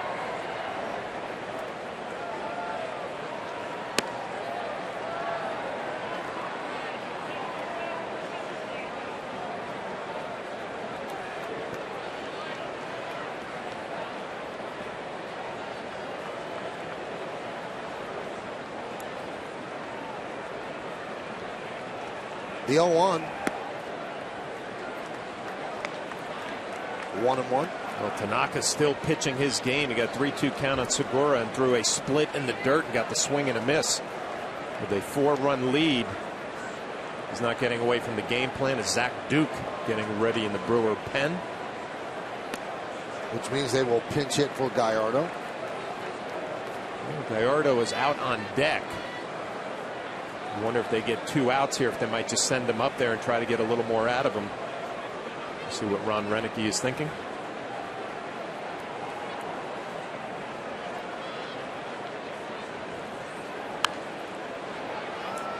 That's why this is such a different game than the American League. You just keep them out there until 110 pitches and then take them out. Now you've got to think, okay, we're down. Should I take him out now? He's probably got 20 more pitches left in him, but we need runs. It's a tough call for manager.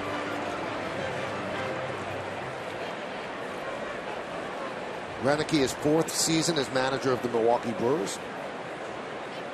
Has a contract that runs through next year. And a team option for 2016. He took over for Ken Maka here with Milwaukee.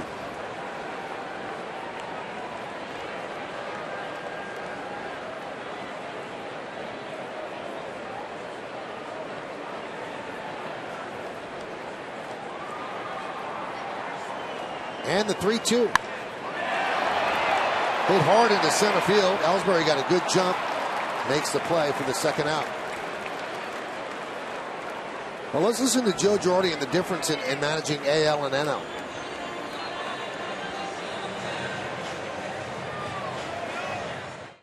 Yeah, I enjoy it. I grew up on it. It's my first managerial job was doing it. I do enjoy it, and it's nice that we have a full bench. And we have a couple lefties and a couple righties and guys that we can put in some different spots. So it works pretty well for us. Well, right now, Roenicke has decided to go with Gallardo, who drives it the other way foul. Maybe he just thinks Gallardo might hit one out. Well, we talked about it. He does have some power, but, I think with 2 quick outs, nobody on, you send Gallardo up there and you try to get as much out of him in the 6th inning as you possibly can. I spent a year and a half in the National League, and, even when you're catching and you're calling a game, will they pinch hit? Am I going to pitch the number 8 guy a little bit differently, thinking that they're going to pinch hit for the pitcher? You have a lot of thoughts going through your head behind the plate.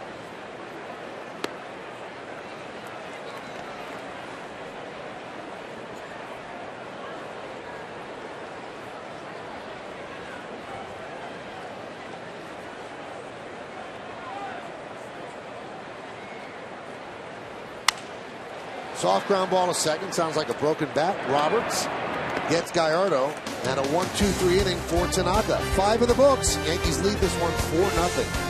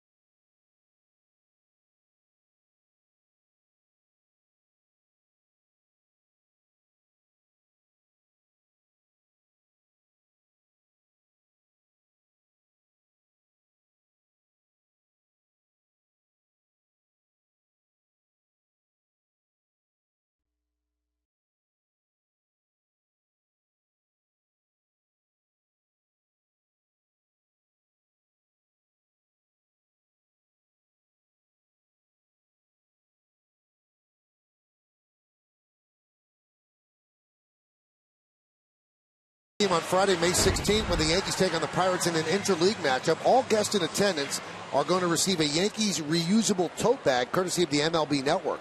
For tickets, log on to Yankees.com, visit the Yankee Stadium ticket window, Yankees clubhouse shops, or call Ticketmaster at 877-469-9849. As we go to the 6th inning, Yankees lead 4-0 on the scoreboard, brought to you by your Tri-State BMW Centers. Visit us at tristatebmw.com. BMW, we only make one thing, the ultimate driving machine. Gallardo will deal to McCann.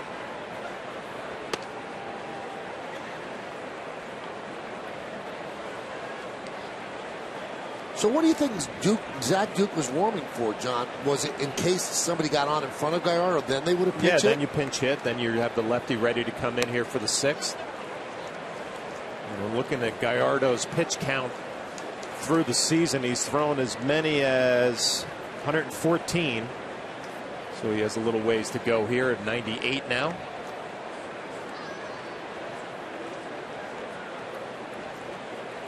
And 2 of the first 3 hitters are left-handed, McCann and Gardner, sandwiched around the switch hitter Solarte. But they stay with Gallardo. McCann walked and singled to center. After the single, he ended up scoring on Solarte's home run. 2-2. Brian McCann looking for one of those confidence games, struggling a little bit lately. Having a good night so far. The walk, the base hit. See if he can build on that the rest of the way.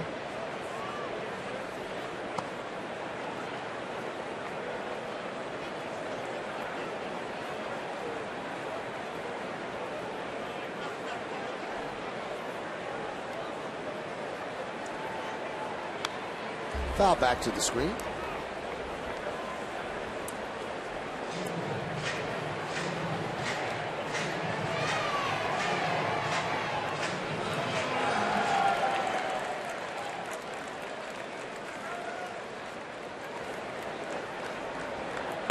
Strike 3.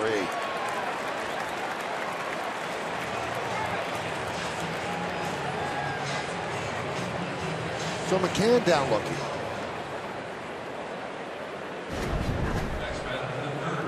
A good fastball right down the middle. Got to believe Brian McCann got caught looking for an off-speed pitch.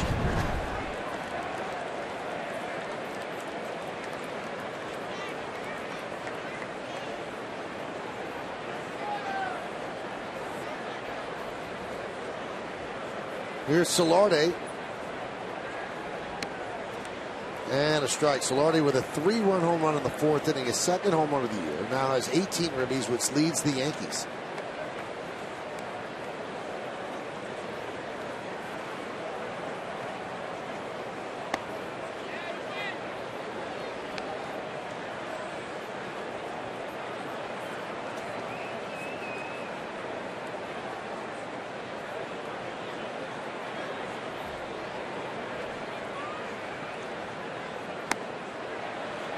He goes around 1-2.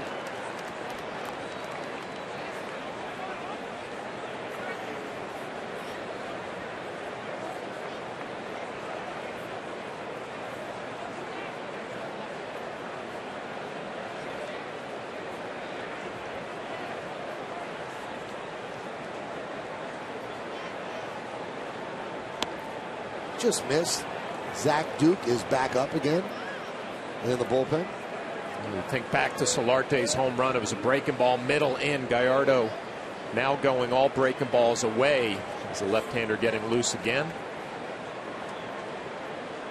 The word will get around the league, or both leagues, about stay away from the inside part of the plate with Solarte, especially with soft stuff.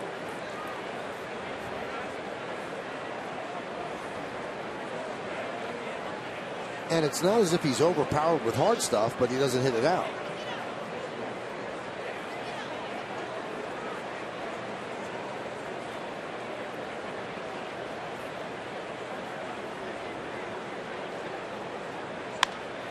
Grounded to short. Segura gets Solarte for the 2nd out.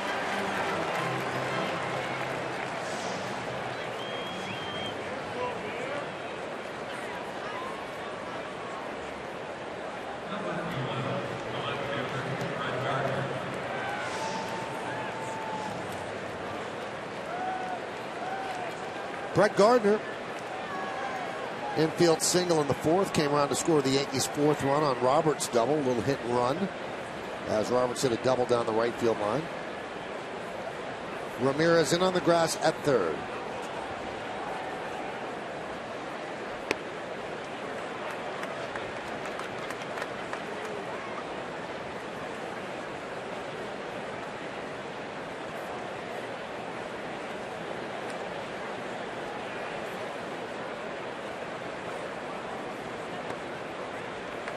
0-2.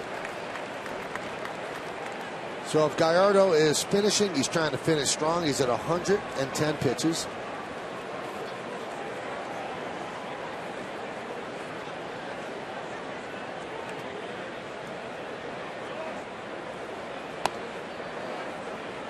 Count 1-2.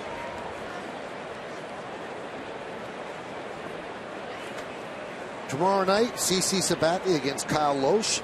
Sunday afternoon, David Phelps against Matt Garza. 1-2. Just missed. 2-2.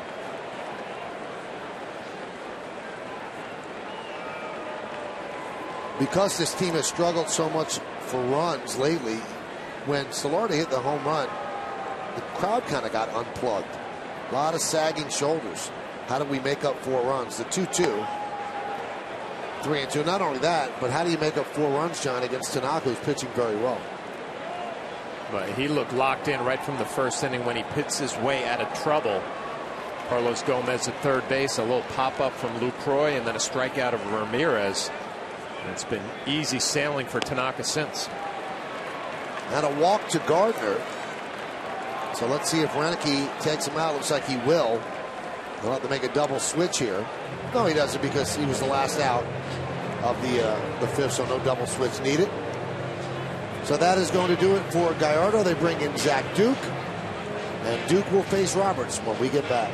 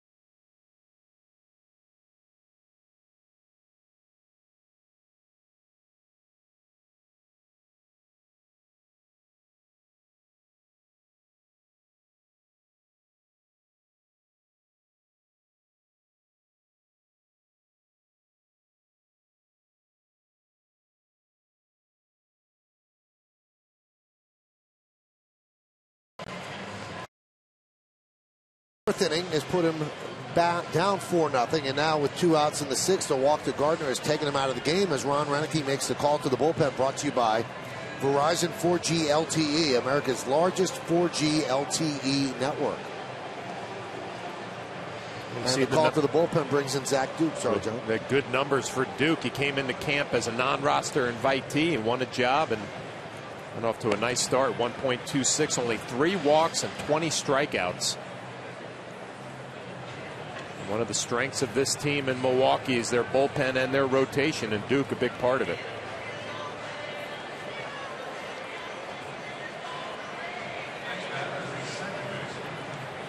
So that's going to bring on Brian Roberts against Duke. And Roberts, a switch hitter, just moves to the right side.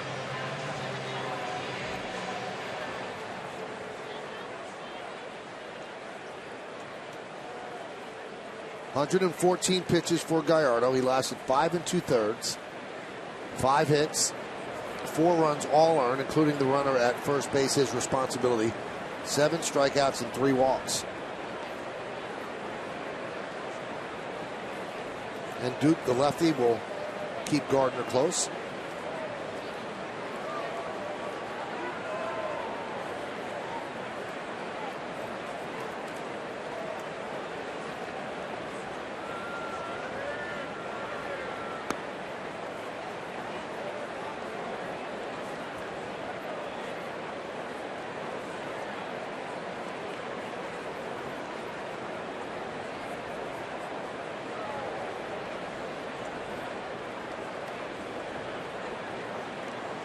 Roberts with an RBI double in the 4th inning, driving home Gardner.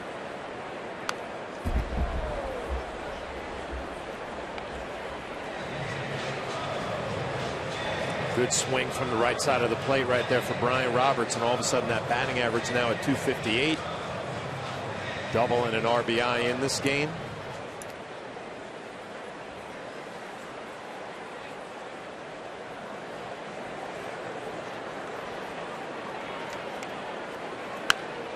Grounded to second. Hadn't played perfectly. Jeanette gets Roberts, and Duke comes on and does the job. No runs, no hits. 1 man left. We go to the bottom of the 6th. It's 4-0 Yankees.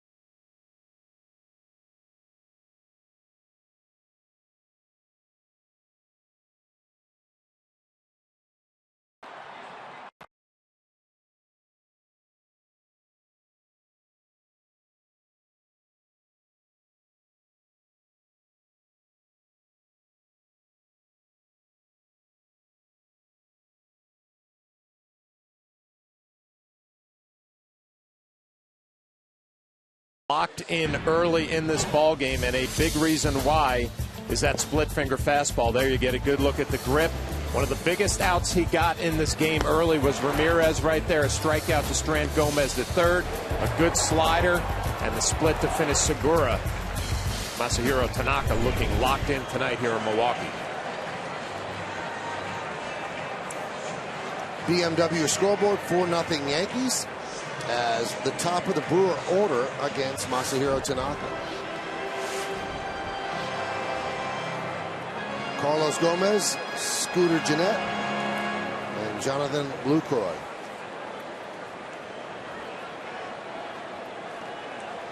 Gomez has reached twice, a walk and a single. Tanaka starts him off with a breaking ball. And that big curveball trying to drop it in for a strike. The pitch count in good shape. This will be pitch number 70.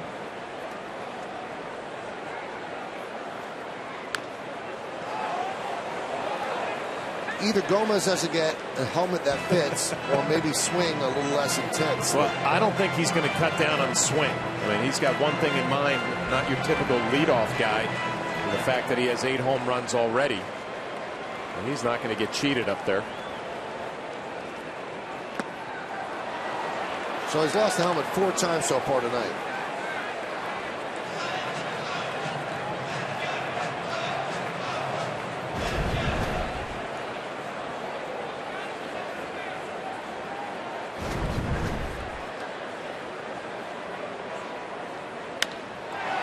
Lined into right center. Ellsbury on the run. He can't get there. Cuts the ball off in the gap. Gomez going for 2, and he'll make it. Stand up double. He's 2 for 2 with a walk.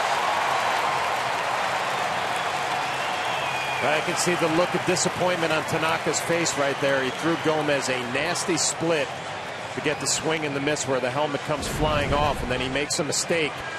The split finger grip, it just spins middle, and Gomez hammers it to right center field. A great look at the rotation, but it doesn't do much. Almost ends up like a batting practice fastball, and Gomez takes advantage.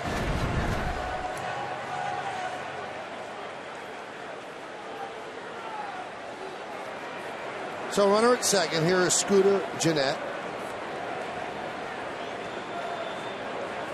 Solarde right in the cutoff at third base. Now 1-0.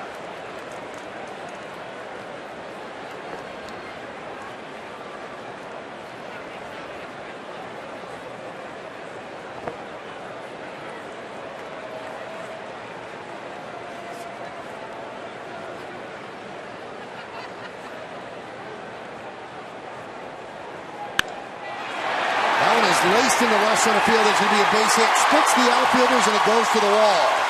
Gennett's at second with an RBI double. Gomez crosses, and Milwaukee's on the board. Yankee lead is now 4-1.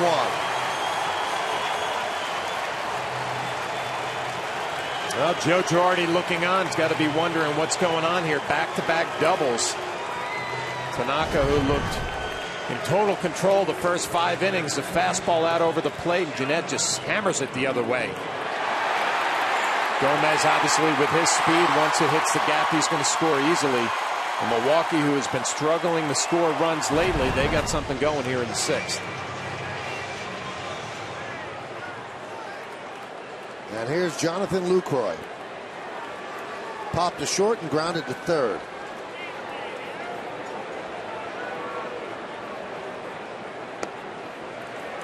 Misses outside. 1-0.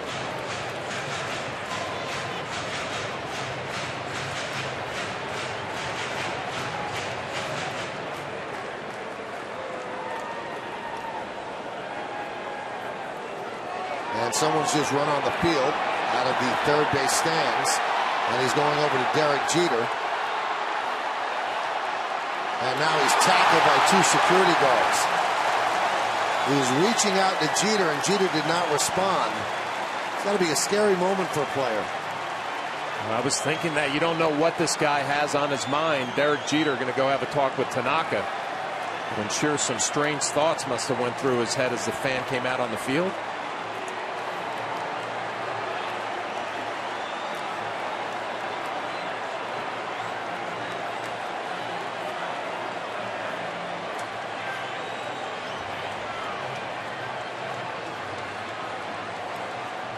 So they will take that fan out through the left field fence, right down the line.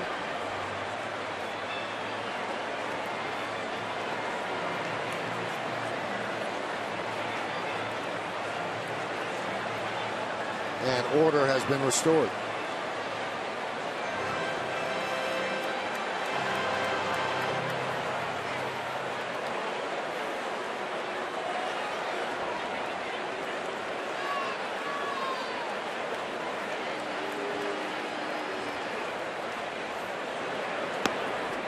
Throw to second, trying to throw behind Gennett, but he is back.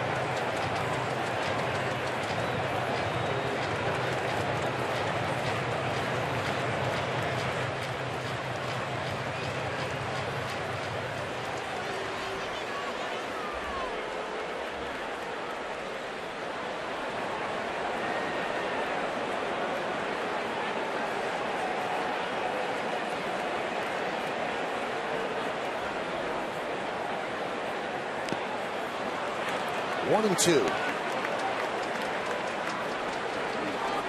We'll see if Tanaka can do a better job with 2 strikes here. He did not with Carlos Gomez. A mistake with 2 strikes.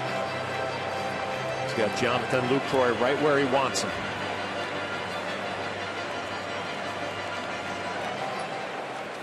It's one thing we've seen from Tanaka this year, the ability to stay away from the big inning.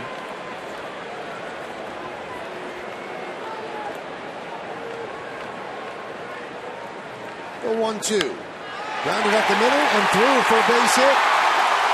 Gennett will score. It's an RBI single for Lucroy. And the Yankees lead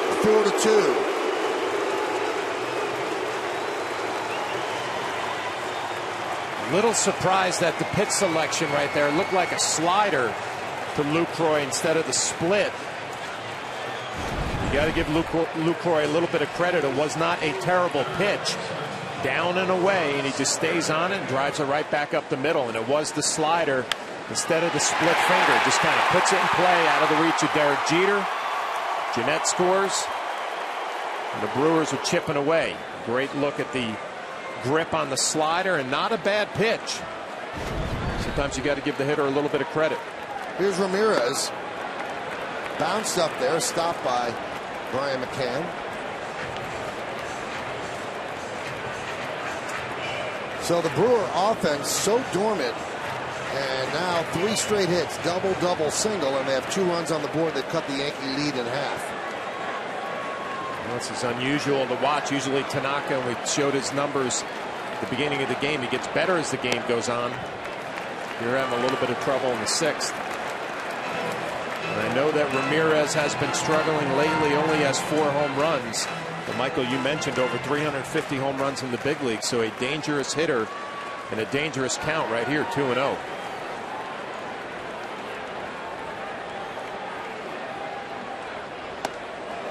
Now 3-0.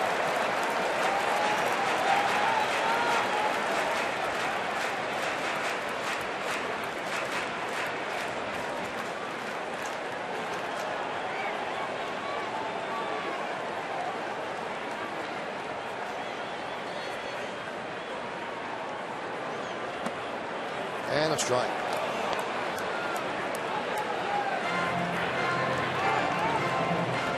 .53 strikes, 29 balls make up the 82 pitches for Tanaka.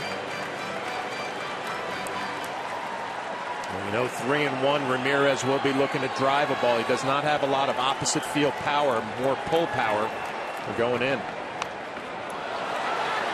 It's a dangerous pitch, dangerous pitch selection right there. Tanaka got away with it. Up and in on the hands, good swing, fouls it straight back.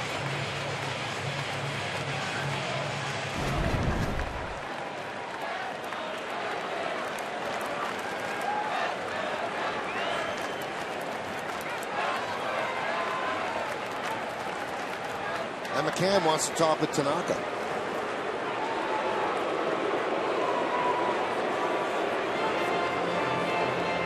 And Alfredo Aceves getting ready in a hurry. Remember, in the 7th inning, Tanaka leads off.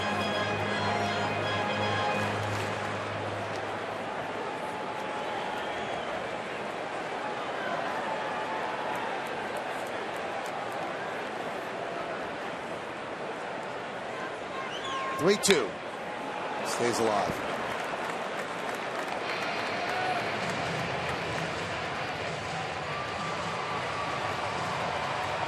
Tanaka came out for this bottom of the 6th inning. I'm thinking he's probably going to go 8 strong. Looked like he was in total control. As Larry Rothschild, Joe Girardi, and Tony Pena look on, now you just want to get him through the 6th inning if possible.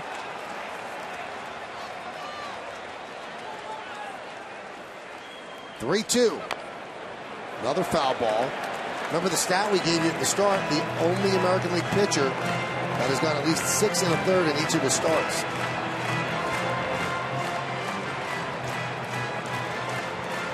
And it just looks like the split finger is kind of flattening out a little bit here in the 6th. A mistake to Gomez, and there are a couple of good ones to Ramirez, but doesn't have that good action down to get a swing and a miss when he needs it.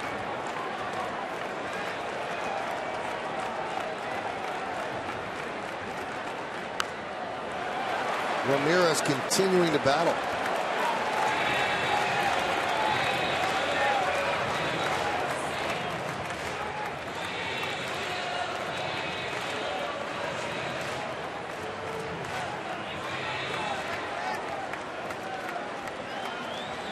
Bernie Brewer waiting to do his thing.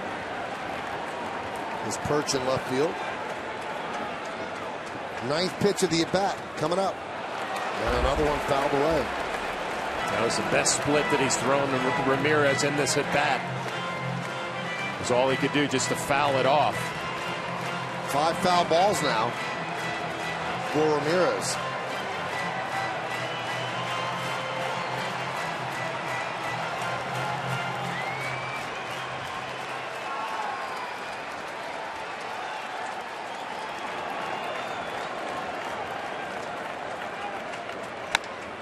This could be 2.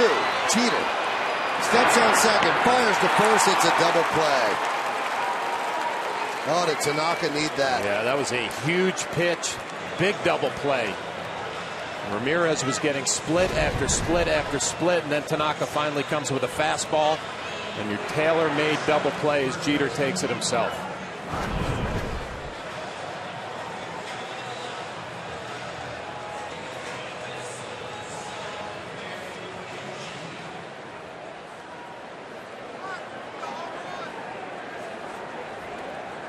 Here's Mark Reynolds.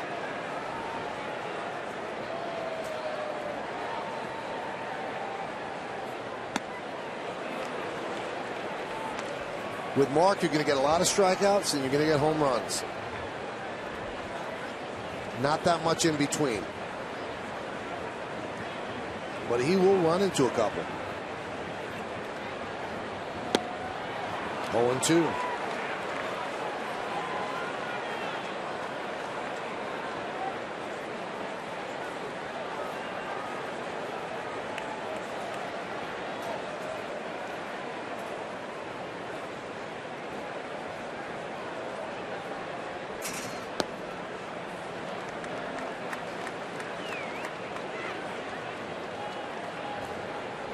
Most strikeouts in a single season, Mark Reynolds has the honors. 2009, he struck out 223 times.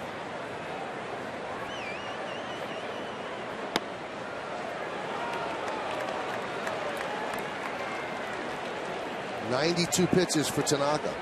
Well, that's probably his best fastball that he's thrown all night. Just missed off the outside corner. Home plate umpire Jerry Meals doesn't give him the call. And the pitch. 3-2.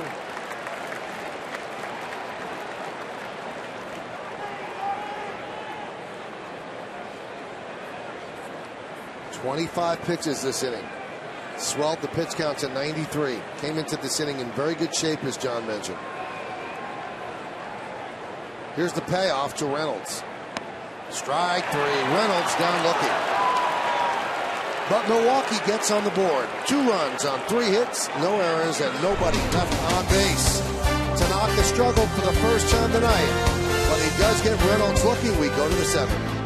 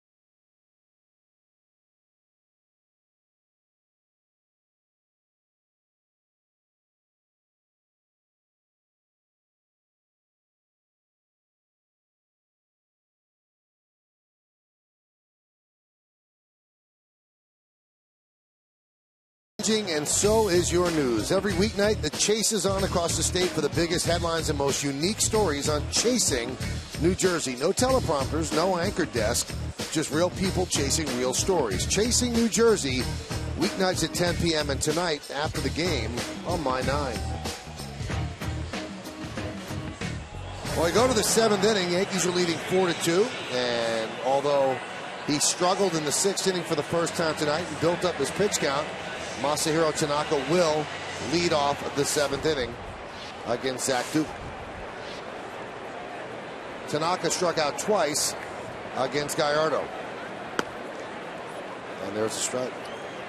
You know, I think if you ask Joe Girardi right now about Tanaka, he'd say, I'm fine with him striking out a 3rd time. You know, just get out of here healthy.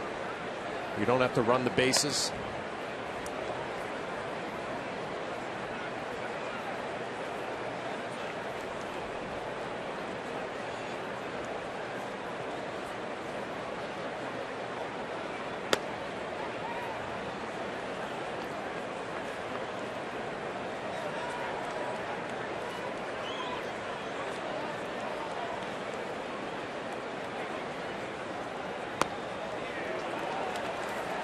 Count 2-2. You know, for a guy who came into this game saying I might not swing the bat at all tonight, he's taking a lot of rips and he looks pretty good. And he's got another chance in his next start, which will be against the Mets at Citi Field. And he strikes out 3 times. This time looking.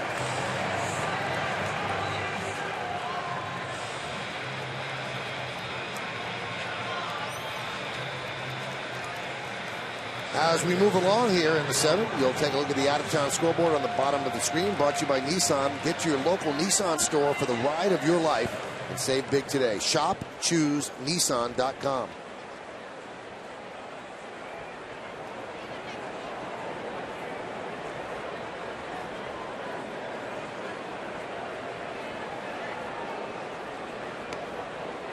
Ellsbury takes a strike.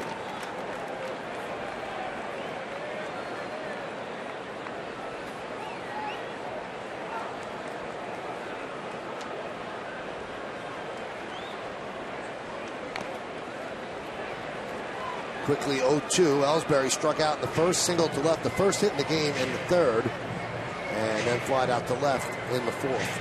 Well, that might be the most uncomfortable swing I've seen Jacoby Ellsbury take all year against a lefty Zach Duke, and he dropped down a little bit, and you watch the swing kind of caught in between. Ellsbury this year has gone off to such a good start, and usually it's quality swing after quality swing. Doesn't get fooled a whole lot. He's in the emergency hack mode right now against a tough lefty who drops down. Well, that is what has made Zach Duke so effective. He changed his arm angle to 3/4, and that makes him very tough against left-handed batters.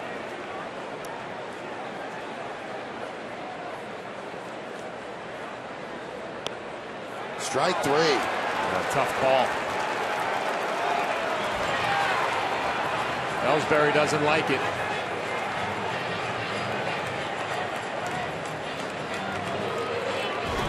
I think I have to agree we're going to get another look. Oh, that ball's down. LaCroix brings it back up to the plate.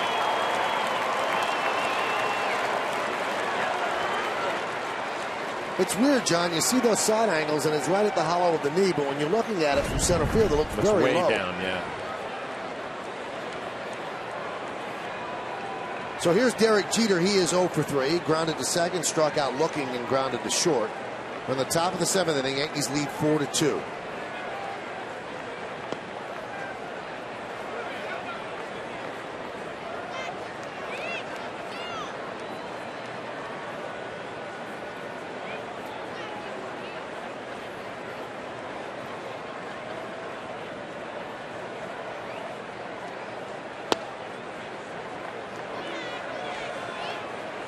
Brewers have a bullpen that's very balanced. They have 3 lefties and 4 righties, so Renicky could certainly mix and match, and Zach Duke has very good numbers coming out of the pen. 1.17 ERAs, 2-0. Chop to third. Ramirez will get Jeter, and Duke works a 1-2-3 7th inning. Time for the 7th inning stretch. Yankees lead 4-2.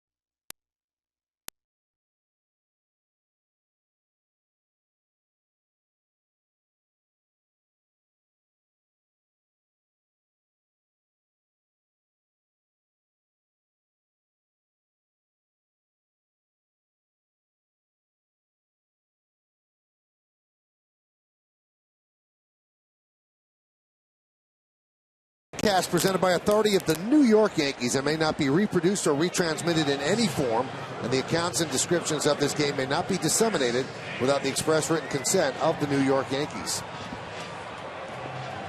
So Tanaka comes out to pitch the 7th inning. He has a 4-2 lead. First game of this 3-game set between the Yankees and the Brewers. Chris Davis will start it off. It'll be 6, 7, and 8 in the order. Davis, Segura, and Schaefer.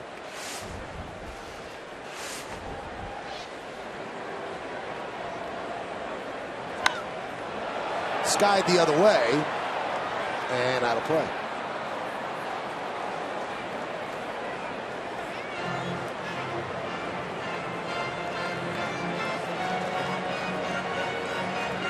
Chris Davis's nickname is Chill. Very calm demeanor.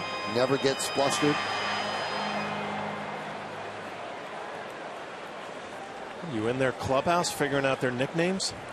Doing my work. That's what I'm doing. The 0-1. 1-1.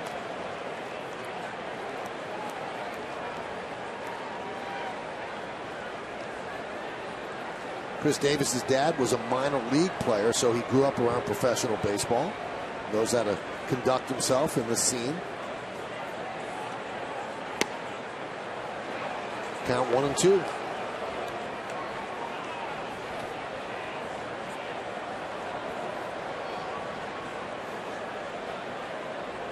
Adam Warren is up.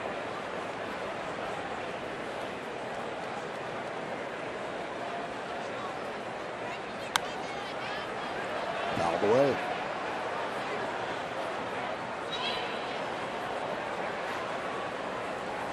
And Brandon Kinsler up for Milwaukee.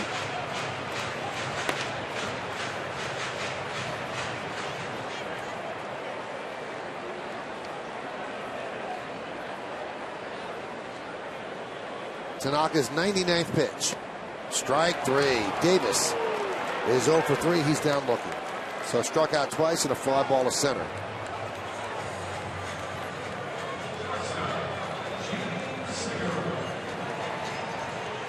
Here's Gene Segura. Take a look at this pitch. Another split, and it kind of just hangs middle down. Just locks Chill Davis up. The pitch count now at 100 for Tanaka, trying to get through the 7th. Segura takes inside, 1-0. Segura grounded to second and struck out in the 5th. So once again, another start where Tanaka's gone 6 1/3.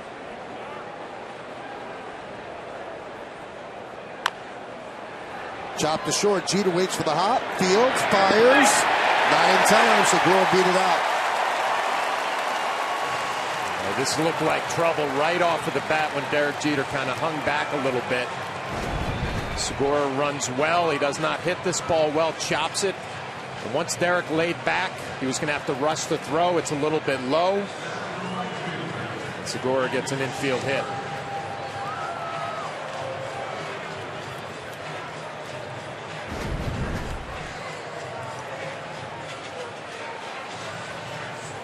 So that's going to bring up Logan Schaefer, who is 0 for 2, grounded to second, and a fly ball to center.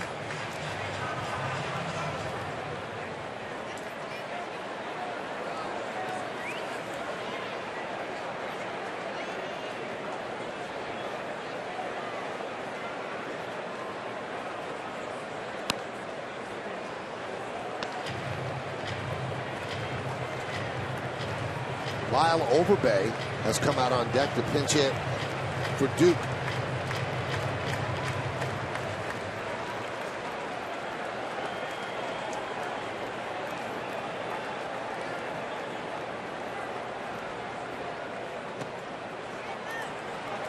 Two and 0.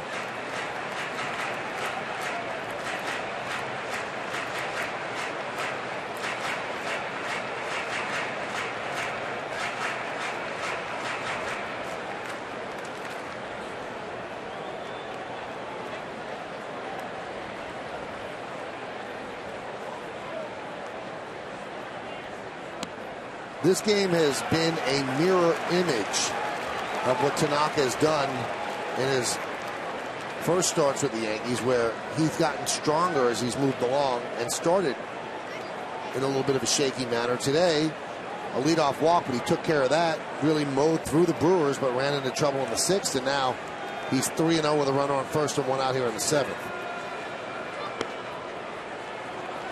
Still throwing hard, though, 93 miles an hour with that fastball strike. And he's got the luxury here with Schaefer, a guy does not have a lot of power, has not hit a home run yet this year.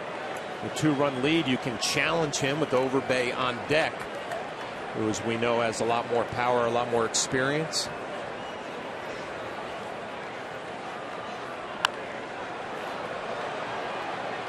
Count 3-2 on Schaefer. No, you're right, Michael. 93, a little bit of zip on the fastball. But I would be surprised if Tanaka gets an opportunity with Overbay. We'll see what Joe Girardi's thinking. See if he can take care of Schaefer here.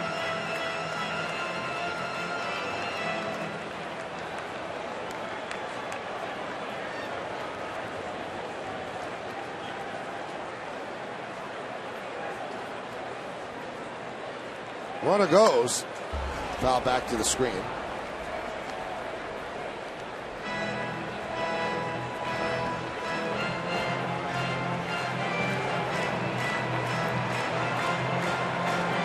Tanaka's season high for pitches is 113. His last outing against Tampa Bay.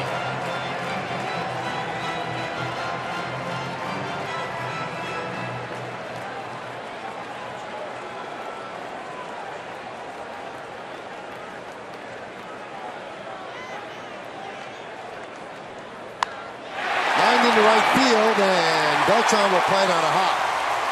Segura goes to third because he was running on the pitch. And now it's first and third with one man out. The tying runs on base.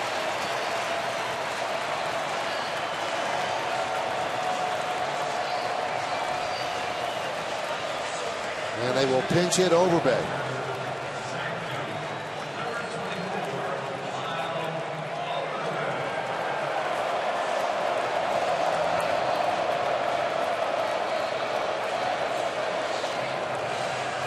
So Joe Girardi will take the ball from Tanaka, and the Brewers have the tying runs on. We'll be back.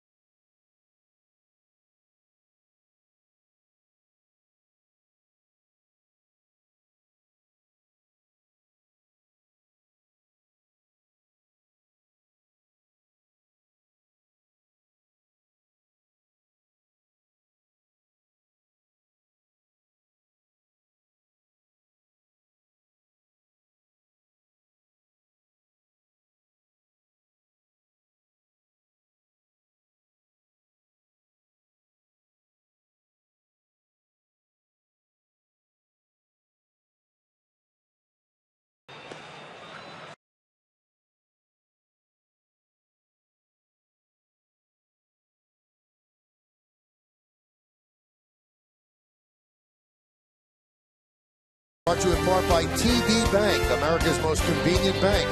By Delta, keep climbing. And by Papa John's. Remember, when the Yankees score 6 or more runs, get 50% off at papajohns.com the next day with promo code Yankees6. A look at Milwaukee. And here in Milwaukee is Miller Park, where a crowd of 40,123 have made their way in to see the Yankees and the Brew Crew. Masahiro Tanaka, 6 1/3, 7 hits, 2 runs, a walk, and 7 strikeouts. And he also has left 2 runners on base for the new Yankee pitcher, Adam Warren. Well, Adam Warren should be Well rested. His last outing Monday against the Angels. Numbers are very, very good.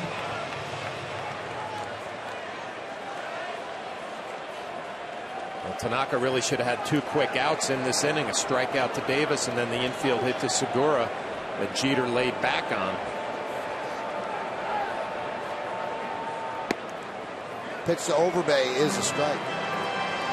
Shows you the faith they have in Warren. The Yankees have a lefty out there, Matt Thornton. They didn't even get him up. So they look at this 7th inning for Warren. No matter who's coming up, they believe that he can get lefties and righties out. Well, he's got the weapons. A good slider that he just threw for a strike first pitch. He's got a changeup to negate the left-handers. There's a changeup.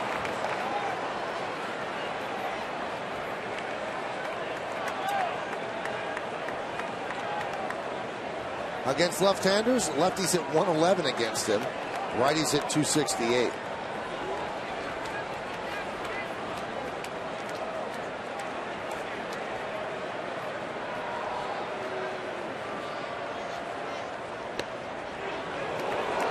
Wow. I know Brian McCann set up way off the plate, but that looked like it clipped the outside corner. Fastball from Warren. That's a call that you want. It's called a pitcher's pitch. Segura at third, Schaefer at first. The Yankees lead 4-2. The pitch to Overbay is low. 2-2. Overbay pinch hitting for the pitcher, Zach Duke. If you're Adam Warren, obviously you want the strikeout, but Overbay, a great double play candidate. Anything moving down and away. Get a ground ball, you got a possibility of getting out of this inning.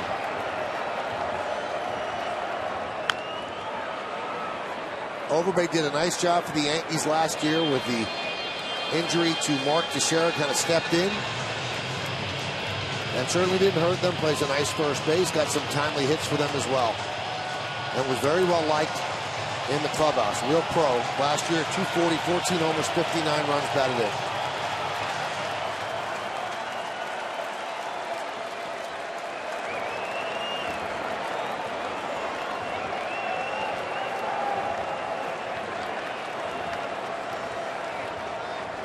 Runner goes, 2-2, swung on a miss. The throw to second.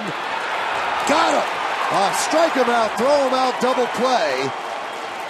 And the Yankees get out of the inning. So Warren gets the strikeout of Overbay. And then McCann decides to throw through. And he gets the sliding Schaefer for the final out of the 7th inning. We go to the 8th. Yankees up by 2.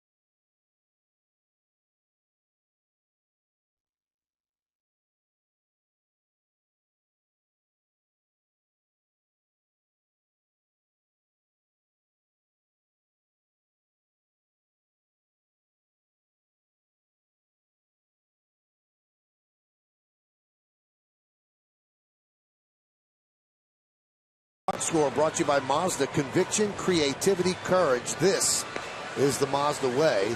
Well, the big hits in the game for the Yankees, Yangervis Solarde's 3-run home run. That broke the scoreless tie, and then later in that inning, which was the 4th inning, Brian Roberts drove in Brett Gardner with a double down the right field line.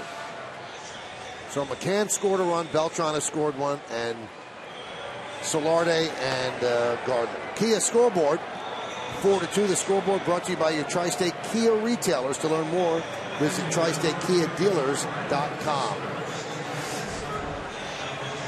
The new pitcher for the Brewers is Brandon Kintzler. And this will be his 11th game. John, I didn't quite understand, with Carlos Gomez, one of your best offensive weapons, coming up next, why would they send the runner there? They ran themselves out of an inning right there. Schaefer trying to steal second, and a great play all the way around. Defensively, if you're talking about Adam Warren gets a strikeout, McCann makes a great throw to second. Jeter, reading the play, goes for the tag out, but you're right. Milwaukee struggling to score runs, kind of runs himself out of an inning there in the 7th. Line drive, a base hit the other way for Beltran. He's going to round first. He's going to go for 2. Davis does not have a good arm. He just flips it in there. A leadoff double for Carlos Beltran going the other way. Well, the Yankees trying to add on here in the 8th inning. Beltran looks like just off the end of his bat, slicing the other way. Davis comes in, trying to cut down Carlos Beltran at second. Once he gets around first, the play's in front of him. He tries to kick it into another gear, a leadoff double. And the Yankees will send Ichiro into pinch run for Beltran. So Beltran was 1 for 3 with a walk and a run scored.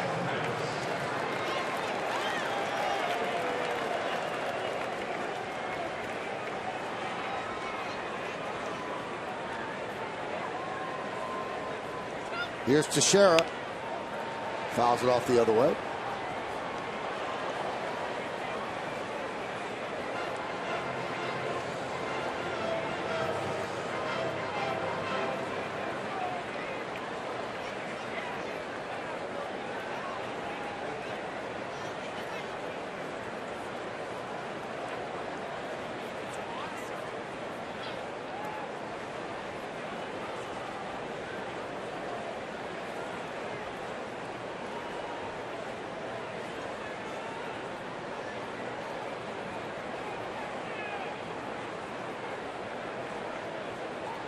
And Lucroy will go out and talk with Kintzler.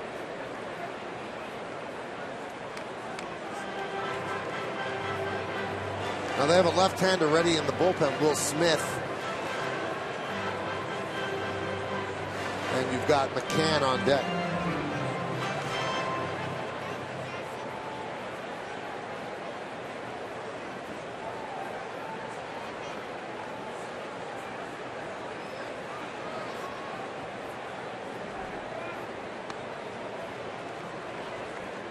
One and one.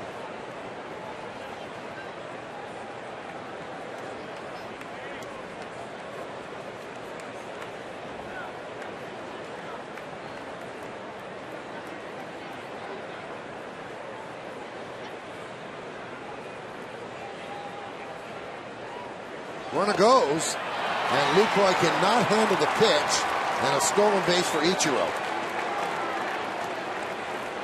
Well, Milwaukee ran themselves out of the inning in the 7th, the bottom of the 7th. Now a little sloppy here.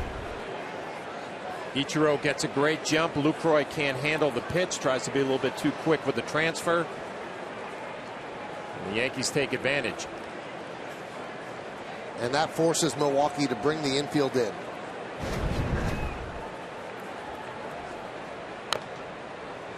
And you have to be sure you're going to make third base when you're stealing with nobody out.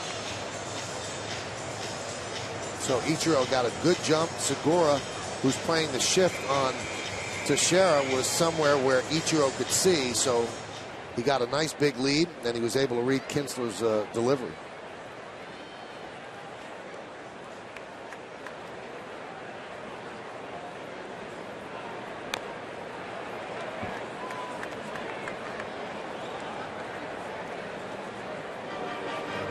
Well, when you look out at the Brewers defensively, they still have that shift on with Mark Teixeira, the 3 infielders on the right side.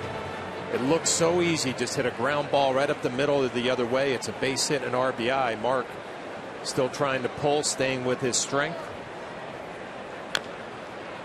Dribbled slowly at the first base line. Here comes Ichiro. He's going to score. Teixeira is out at first, and the Yankees now lead 5-2. Teixeira gets his 14th run batted in. Well, Mark will take the RBI, and the Yankees will take the insurance run. But it's a weak ground ball to the right side. Ichiro gets a great jump, and Kinsler doesn't even look at home, goes to first base all the way, taking the out. Yankees will take it. A little break there. Easy steal of third from Ichiro. A lot of smiles in that dugout. And McCann with a fly ball to right center. Gomez is there to make the play for the second out.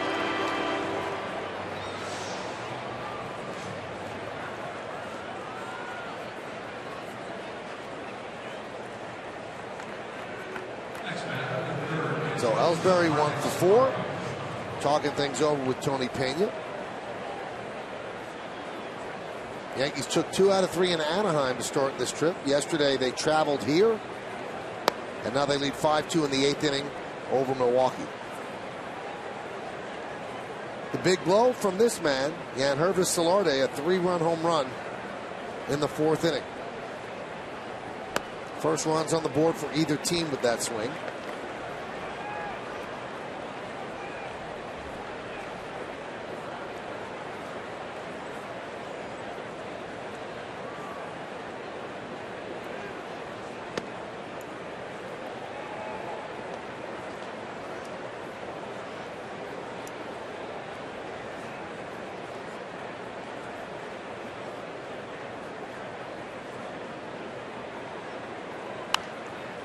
Two and two. Take a look back in the 4th inning. The one big swing in this game, breaking ball in the inner half. And Solarte takes care of it. His second home run in the big leagues, and a big one tonight with the Yankees on the board, 3-0 at that point. Hit sharply and grabbed there by Segura. Gets to his feet, fires, and the tag is made by Reynolds as Solarte goes by him. Really nice play by Segura. Better play by Reynolds for the final out. But the Yankees get a run on one hit. No errors and nobody left. Segura throws wide. Reynolds tags Solarte, and we're done.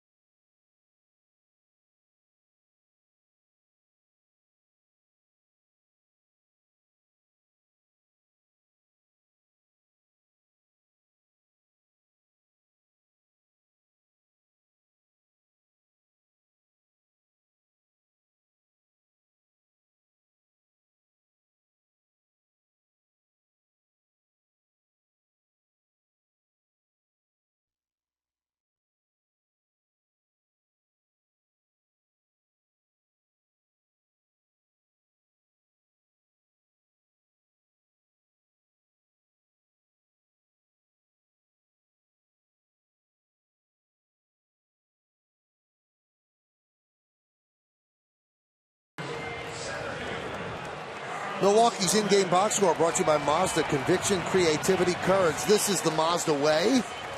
Milwaukee got a couple of runs in the 6th inning. Carlos Gomez, a double, a run scored. Scooter Gennett, a double, an RBI, and Jonathan Lucroy picked up an RBI as well. Otherwise, Tanaka shut them down, and Adam Warren came on to put out a threat in the 7th inning. He's still in there, and he will face Gomez. Pitches high. Remember, Ichiro pinch ran for Beltran. He's out in right field. The Kia scoreboard shows the Yankees up 5-2.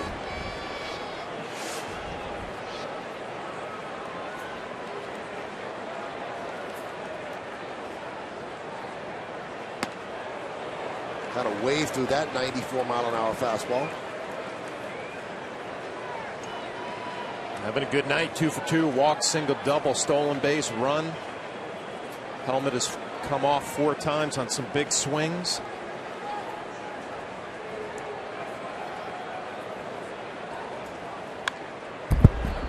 One and two.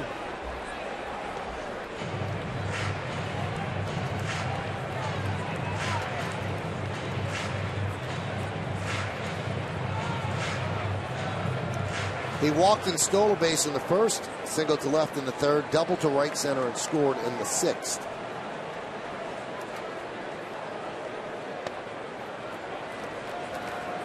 Two and two.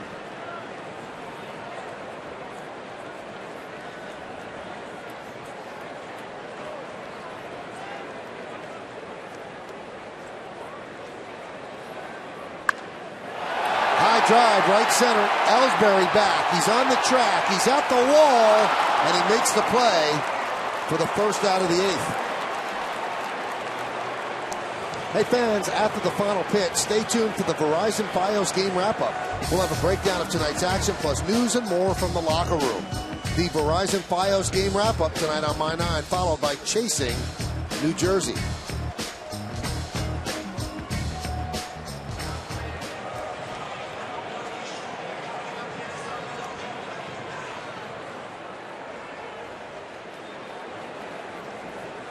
Here's Scooter Gennett. Pitch up and away, 1-0. Carlos Gomez special. I thought he had that right there. Home run to right center field.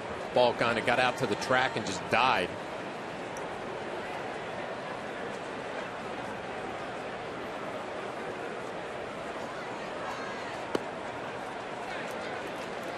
Two and 0.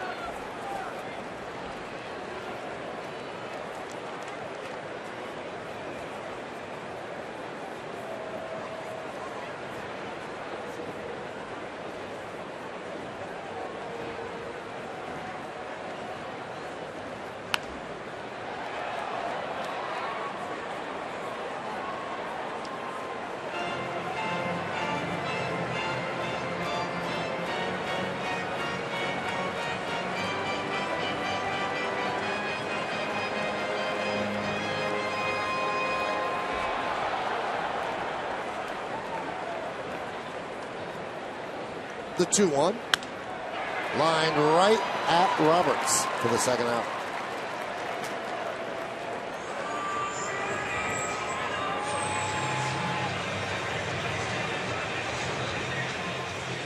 So Gennett is 1 for 3. And that's going to bring up Jonathan Lucroy.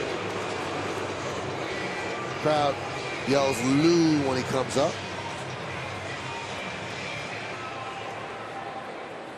Those are the best names to have, like Goose and Lou Piniella and Lucroy, because even when you're doing poorly, you don't know if they're looing you or booing you. I think you have a pretty good idea which way they're going. But you can always rationalize it in your mind. Play mental games? Yes.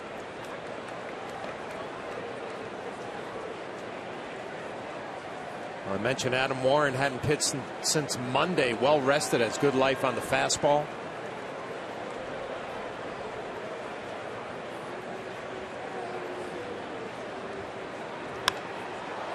That one is driven out to right field. Ichiro is there, and he makes the play in front of the track for the final out of a 1-2-3 inning for Adam Warren. 8 in the books here in Milwaukee. Yankees lead this one 5-2.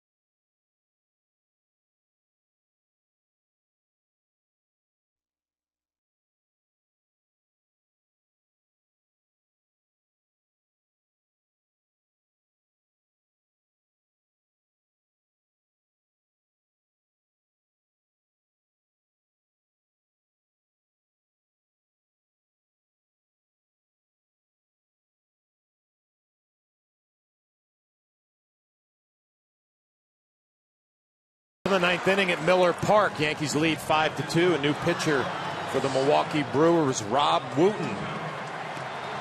As Ron Renicky makes his change, be his 8th game, see the ERA at 5.14. Opponent sitting 286 against Wooten.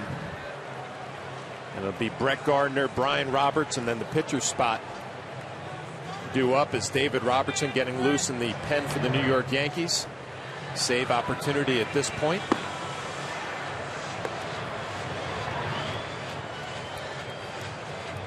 So Adam Warren did a nice job coming in for Tanaka. And the Yankees trying to add on here in the top of the ninth inning against a new pitcher, Rob Wooten.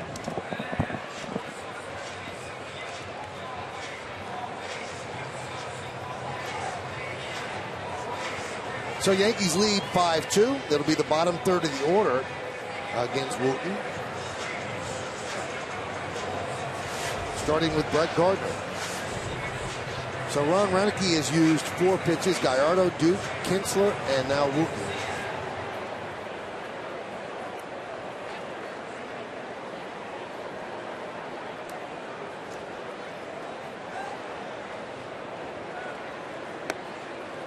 And a strike. Well, Adam Warren did such a nice job in relief pitching for the New York Yankees. Came from North Carolina. Rob Wooten, the same thing, came from the Tar Heel program.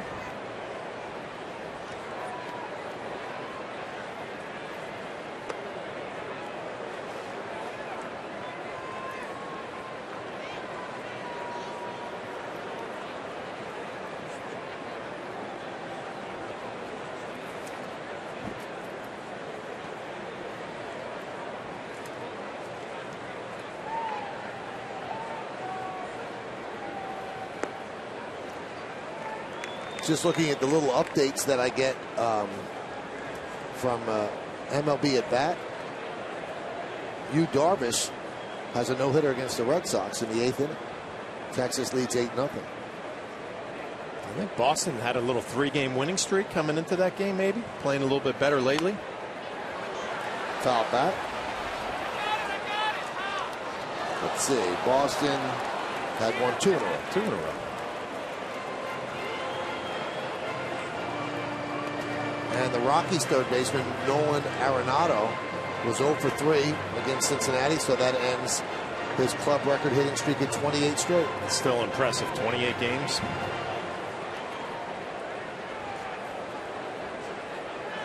And he was only halfway to Joe D. The 2-2.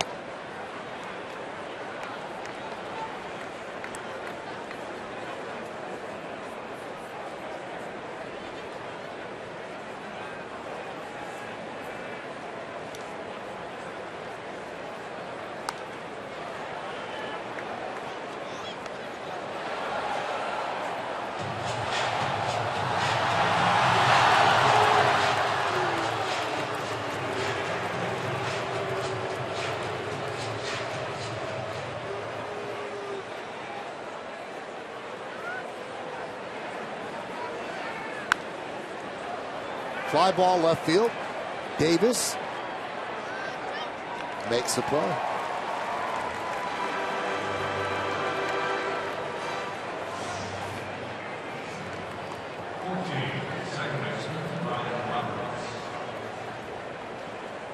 North Carolina's really produced some players, John. B.J. Surhoff, Walt Weiss, Brian Roberts, Matt Harvey, Dustin Ackley, Kyle Seager of the Mariners, Andrew Miller of the Red Sox, Chris Iannetta of the Angels, to name a few. Well, Brian Roberts' dad was the head coach at UNC for a while. Yep.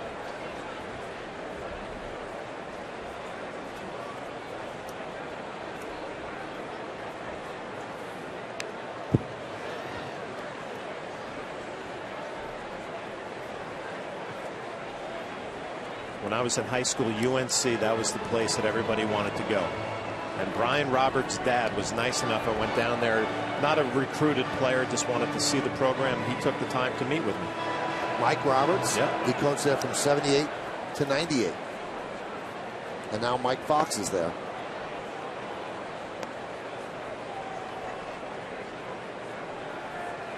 That would have been an upset if Brian didn't go there.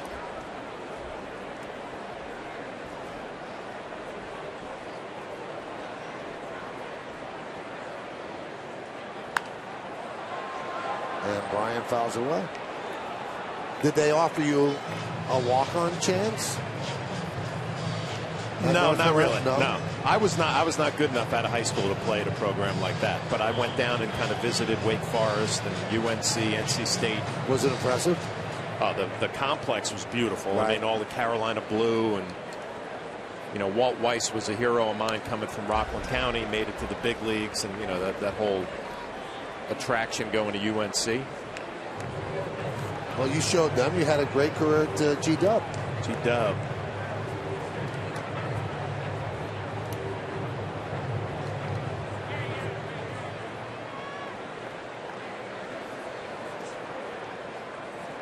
The 1-2. Roberts rips one foul. Slowly but surely, Roberts getting the numbers up to where he wants to be. And he kind of knew that Joe Girardi had high hopes for him because he didn't plan to play him just a little bit. He said, I'm going to play him a lot. He said, if he stays healthy, he's going to be the second baseman. And Roberts has done the job. Chopped slowly to second. Jeanette gets Roberts for the second out. I mean, the good news for Brian Roberts and the Yankees, I don't even think you really think about it anymore. In spring training, it was how much can he play? Is he going to be able to play a full year? The first month is out of the way. The game's starting to round its way into shape.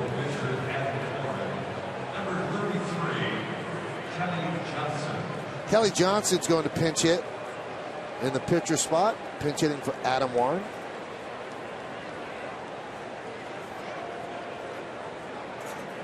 And we'll see David Robertson in the bottom of the ninth. There's a strike. Robertson will face Ramirez, Reynolds, and Davis. Middle of the lineup for Milwaukee.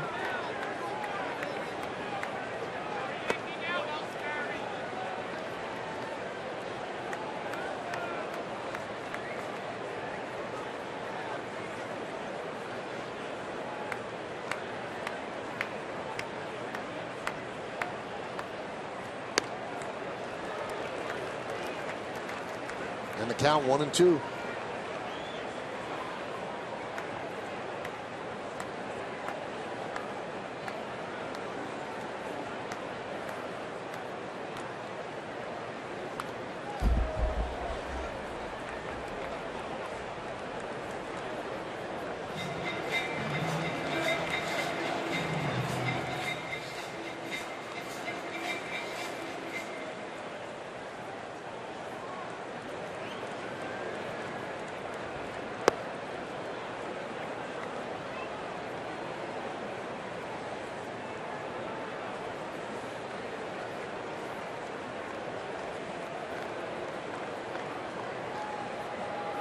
And the 2-2. Swing and a miss. Johnson strikes out, pinch hitting for Warren. Well, the Yankees will try to nail down the final 3 outs. They'll bring on their closer, David Robertson.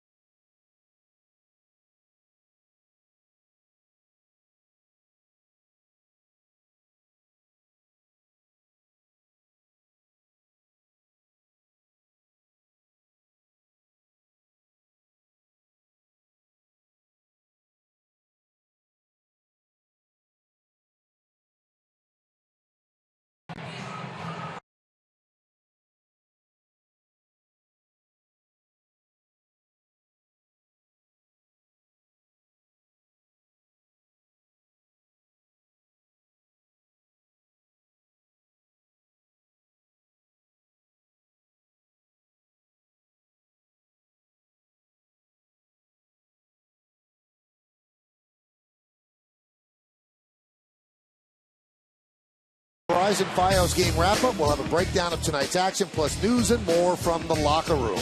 The Verizon Fios game wrap-up tonight on My 9, followed by Chasing New Jersey. All right, so it comes down to the bottom of the ninth, as it often does. Yankees lead 5-2, and they bring on their closer, David Robertson. Well, 5 for 5 in save opportunities. Got his 5th save Tuesday in Anaheim. A couple of walks, 7 strikeouts.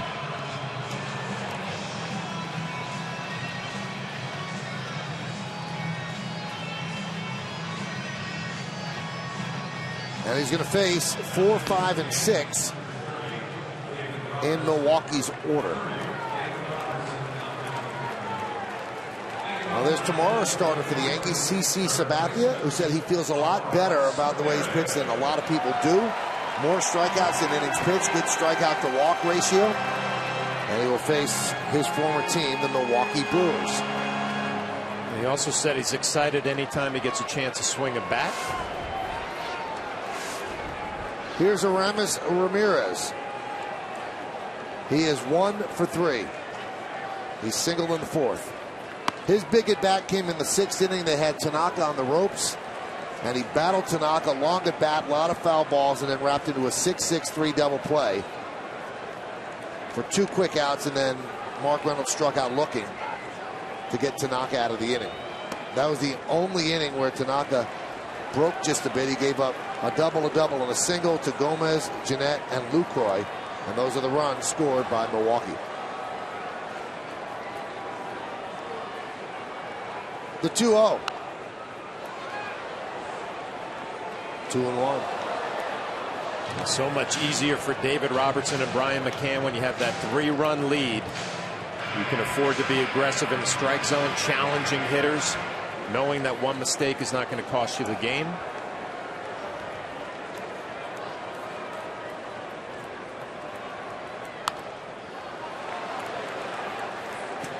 Watching Brian McCann behind the plate. He's sitting right down the middle with that target for the fastball for David Robertson. No need to go to the corners with a 3-run lead. Now with 2 strikes, he'll probably move side to side.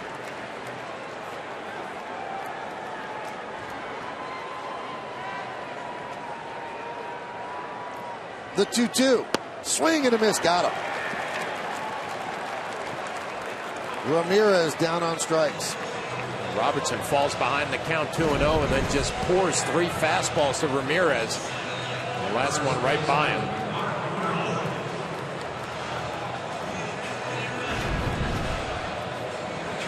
Well, here's Mark Reynolds, 0 for 3 with 2 strikeouts.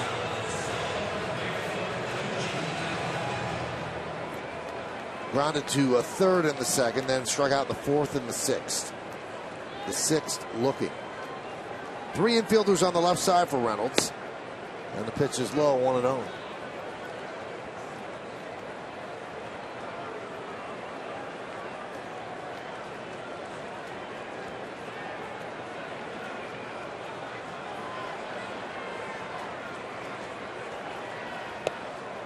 And a strike, 1-1.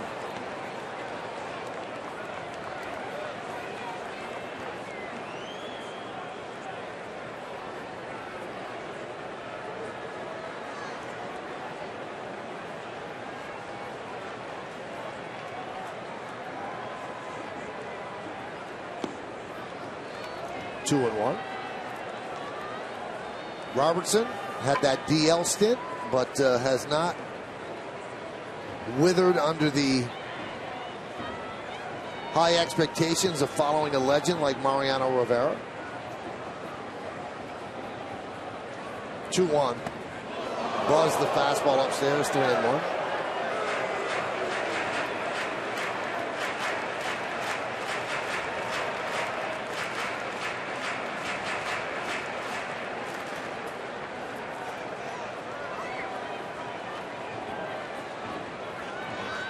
And the 3-1 pitch. Pumped a fastball by him, 3-2.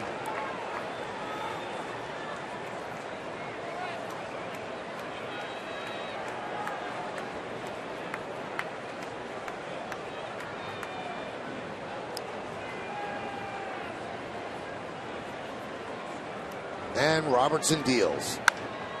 Driven the other way and deep. Going back, Ichiro on the track, looking up. See ya! An opposite field home run from Mark Reynolds, showing power the other way.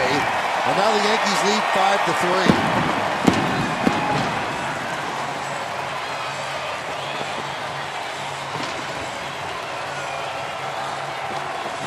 Well, this has pretty much been Mark Reynolds' career. If he makes contact, he has plenty of power.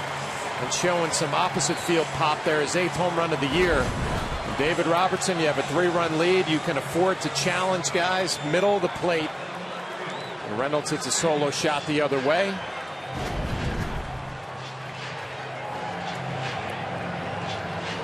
Here's Chris Davis. He is 0 for 3. Strikeout, fly ball to center, and a strikeout.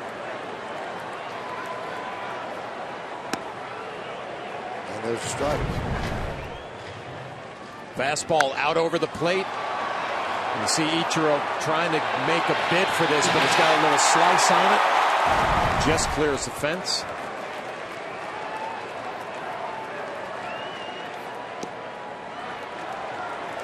One and one.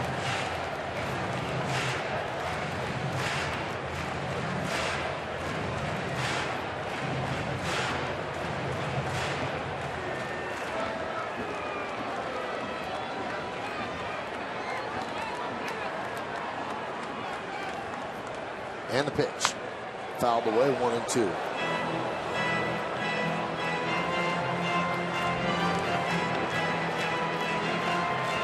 I'll be interested to see what pitch is coming here. Davis way late on that fastball. We know David Robertson has that good curveball to finish off hitters. You might be doing Davis a favor if you go to it as late as he was on your fastball.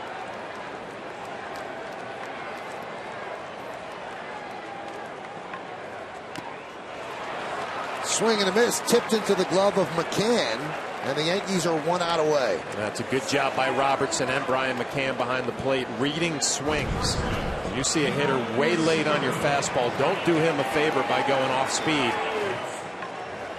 You're pounding him inside, get another strikeout. And here's Segura. He's 1 for 3, grounded to second, struck out, and an infield single, a chopper to short. 1-0.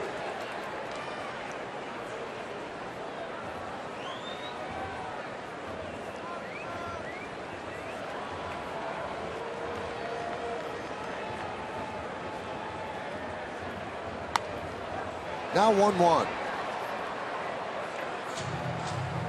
40,123 here at Miller Park.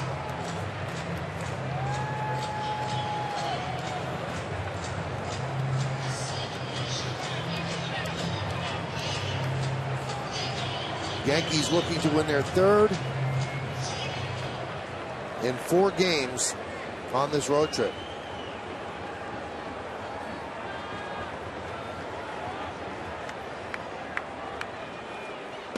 Red Sox were 1 out away from being no hit by Yu Darvish. They're down 8-0, and David Ortiz picks up a hit to break up the no-hitter for Darvish.